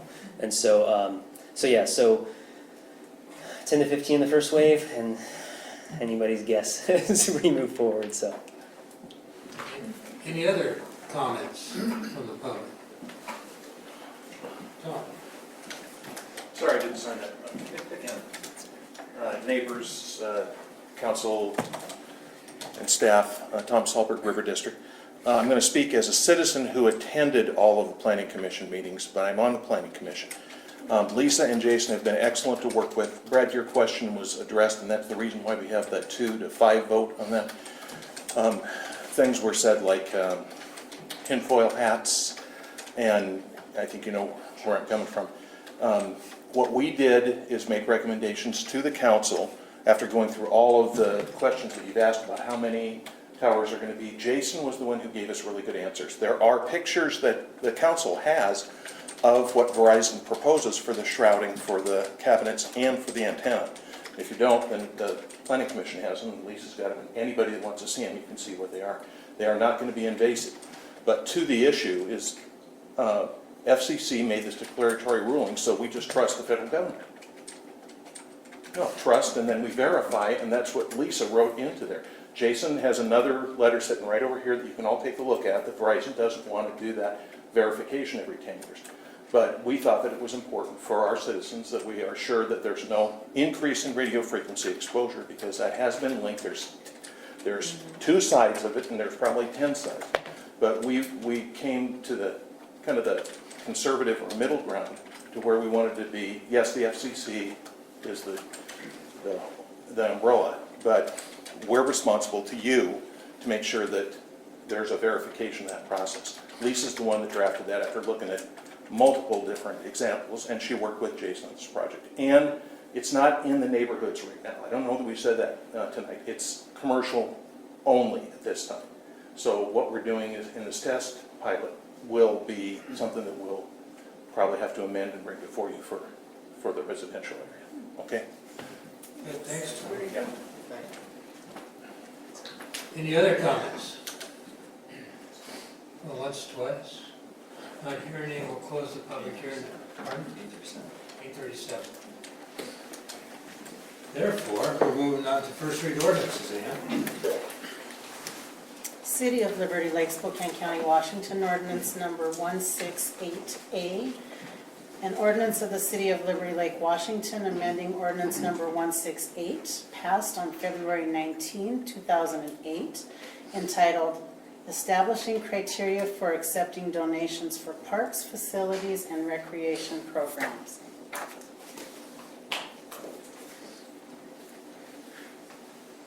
Ordinance number 260. City of Liberty Lake, Spokane County, Washington, ordinance number 260. An ordinance of the City of Liberty Lake, Washington, amending the City of Liberty Lake Development Code and the River District Development Regulations to establish requirements for the development of small wireless facilities. Okay, second read ordinances, Ann. City of Liberty Lake, Spokane County, Washington, ordinance number 259. An ordinance of the City of Liberty Lake, Washington, amending the City of Liberty Lake Development Code and the River District Development Regulations regarding site design review. A motion? I move ordinance number 259. Second. Move in second. Discussion further? We're talking about ordinance 259? Yes. Yes. Okay. Any comments there? No. Not on 259. Any other comments from the council? We have citizen comments on ordinance number 259. You're welcome to step up to the podium. I'll rush it one time. Not hearing any of that. We're going to go on to vote, right? So all Discussions on first read ordinance? Pardon? Any discussion on the first read ordinance? We're on the Second. Pardon? Or the second reading. We have to Vote vote on on the this. second read. Oh, very good. Are we all to speed on that? Okay, so all in favor of ordinance number 259, raise your right hand. I count 4 out of 4. It's adopted. Introduction of upcoming items. Okay, so I had some follow-up on some intersections, so we'll add those either in the workshop, the Tiffin Lift update, the Holland Meyer, et cetera. So it looks like we have an agreement with the Symphony. We plan to bring that back for the council's consideration. We have a tentative award of a sidewalk on Mission Avenue in the proximity of Selkirk Middle School, north side. Hoping to award that contract. We have not opened bids yet. Awarding a contract for the North Field, and like I told you, we had a bid and it came in below our budget. And then the Harvard Road overlay tentative, that's an award. Scott, are we expecting we're going to award that? It's for TOB approval right now. Oh, TRB approval, okay, so that might be out there. Let's see, we have a first and second read, or, excuse me, we don't have the first read ordinance on the Verizon franchise, do we? No, not until August 6th. Okay, August. And then the second read on 168A, which is the city's donation policy. And then we also have the introduction of the new police department chaplain. Okay. With regards to that, Mayor, I'd like to just say regarding ordinance 168A, there are some other concerns in the review of what has been printed and put up for first read, and attempt to save time and condense the priorities of it. We'd like to submit an email to you regarding the language that appears in 2 or 3 different places. It's just to keep up with the intent of it and to go to the points that were reiterated earlier and changed and now have been changed back to the original language. So I think it's probably nothing more than a word problem, word processing problem, okay? But we'd like to be able to file with you the email. Sure. Thank you. Why do we not have a discussion of that on that first read ordinance? Yeah, we can make revisions to it, but prior to passage. What is you requesting is that I would like to go back and request what Chris has requested on 2 different occasions, that what I refer to as redlining is that what happens with documentation, every time we get something from planning department, things that sort there, it shows what was there and what's being changed. For some reason, we can't get that when we deal with our ordinances. I would like that corrected immediately tonight. And revision control. And revision control. The challenge is that we've had 5 changes. We postponed this from the last meeting to this meeting because we didn't have enough council members. But what Odin is referring to, Councilman Odin, is that there was changes from 2 times ago, of which last time we said consensus was to take that out, and now it's back in. And we've had no chance to discuss that. And suddenly, we have a first read ordinance. And there were changes that previously were changed, that now they're back. Well, and we'll take a look at it again. I think from the standpoint of the prior meeting, before we brought it back, we had the red line version as to what those changes were going to be. There was no red line, excuse me for interruption, there was no red line version. We've never had that. We had the original, the Councilman Lang. That's not accurate. We had a discussion, and the one that we went through line by line with the various numbers, I had a red line version that we went through at that council meeting. And so from the standpoint of why it looks the way it does now is in relation to those red line versions being put into a final form for a first reading. But I mean, it's fine, if we want to have a further discussion with regard to additional ones, we can certainly do that. Here's what we did on June 4th, that we talked about. This is exactly what we had, there's no red line in here whatsoever, none. And then from this revision, we were given a revision which was given to us on June 18th, which we postponed to this meeting, where we're going to talk about some of these things because they hadn't been redlined. You were not at that particular meeting. So the confusion is that if things keep getting changed and expect us to approve it, and if it doesn't get caught, the city reverts back to what it was originally. I would probably respectfully disagree with it reverting back to what it was originally, but we can certainly amend it as necessary. I mean, that's not an issue. I think we can accomplish it. Send the emails to Sean. We'll make sure that the next one comes, or whatever, our final draft or our draft, semi-final draft, comes back to you at the next council meeting. You can talk about it. You don't have to pass it. You can talk about it some more. Okay? We've done that. Any other items? Kate? No. Good. This is time to citizen comments. One last bite at the apple. Right? Can I do it without? Sure you can do it, just as long as they can hear Thank you very you. much, Mayor. We just need to hear you. Brad Hamlet, again, East Settler Drive. I'd like to talk a little bit about the topic that was brought up about Lime scooters at the workshop. I have a little bit of concern about the Lime scooters. And I understand Lime scooters in urban areas, trying to get from one part of the city to the other. I know that business people use those scooters in some of the bigger cities. I don't see us as one of those type of cities. I will say that my wife and I enjoy walking the trails in our city with limited issues with bikes or carts. Most of the people that ride carts are very courteous. Most of the people that ride bikes are very courteous and say on your right, on your left, which is very useful. I will say that I've had an encounter with a couple youngsters, probably young adults, on motorized skateboards. They can't control them quite as well, and so they go whizzing by you before you even know they're on top of you. So I would encourage the council, as I know this is going to become an issue that they're going to have to address, that they would consider the nature that our city is, that we are a suburb with a walking community, a biking community, a golf cart community, and adding one more motorized vehicle to that mix, I don't think is, in my opinion, a wise decision to make it. I know we already have an ordinance that covers that, but I have a feeling that there's going to be an attempt to try to amend that, to allow the Lime bikes in. And Councilman Kennedy had a great picture of what can happen with those things. I'd also encourage you to I've done a limited amount of research, but there are some big cities that are actually having some issues with these. In USA Today, November 18th, 2018, pretty good article on some of the issues that they've had with the Lime bikes in some of the other big cities. So appreciate your time, thank you. And I just wanted to say one other thing.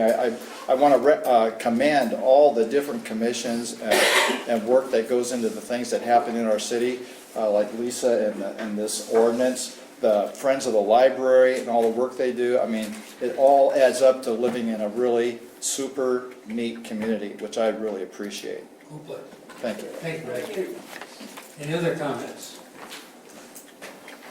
Hearing any, we're going to go into our executive session, and when we come out, we'll make some decisions, and then we'll be adjourned. Katie, how long you need? About 10 minutes. 10 minutes. All right, so, and we'll go in at 8:50. With regard to the property acquisition. Absolutely, that's what they're for. I have concerns about it.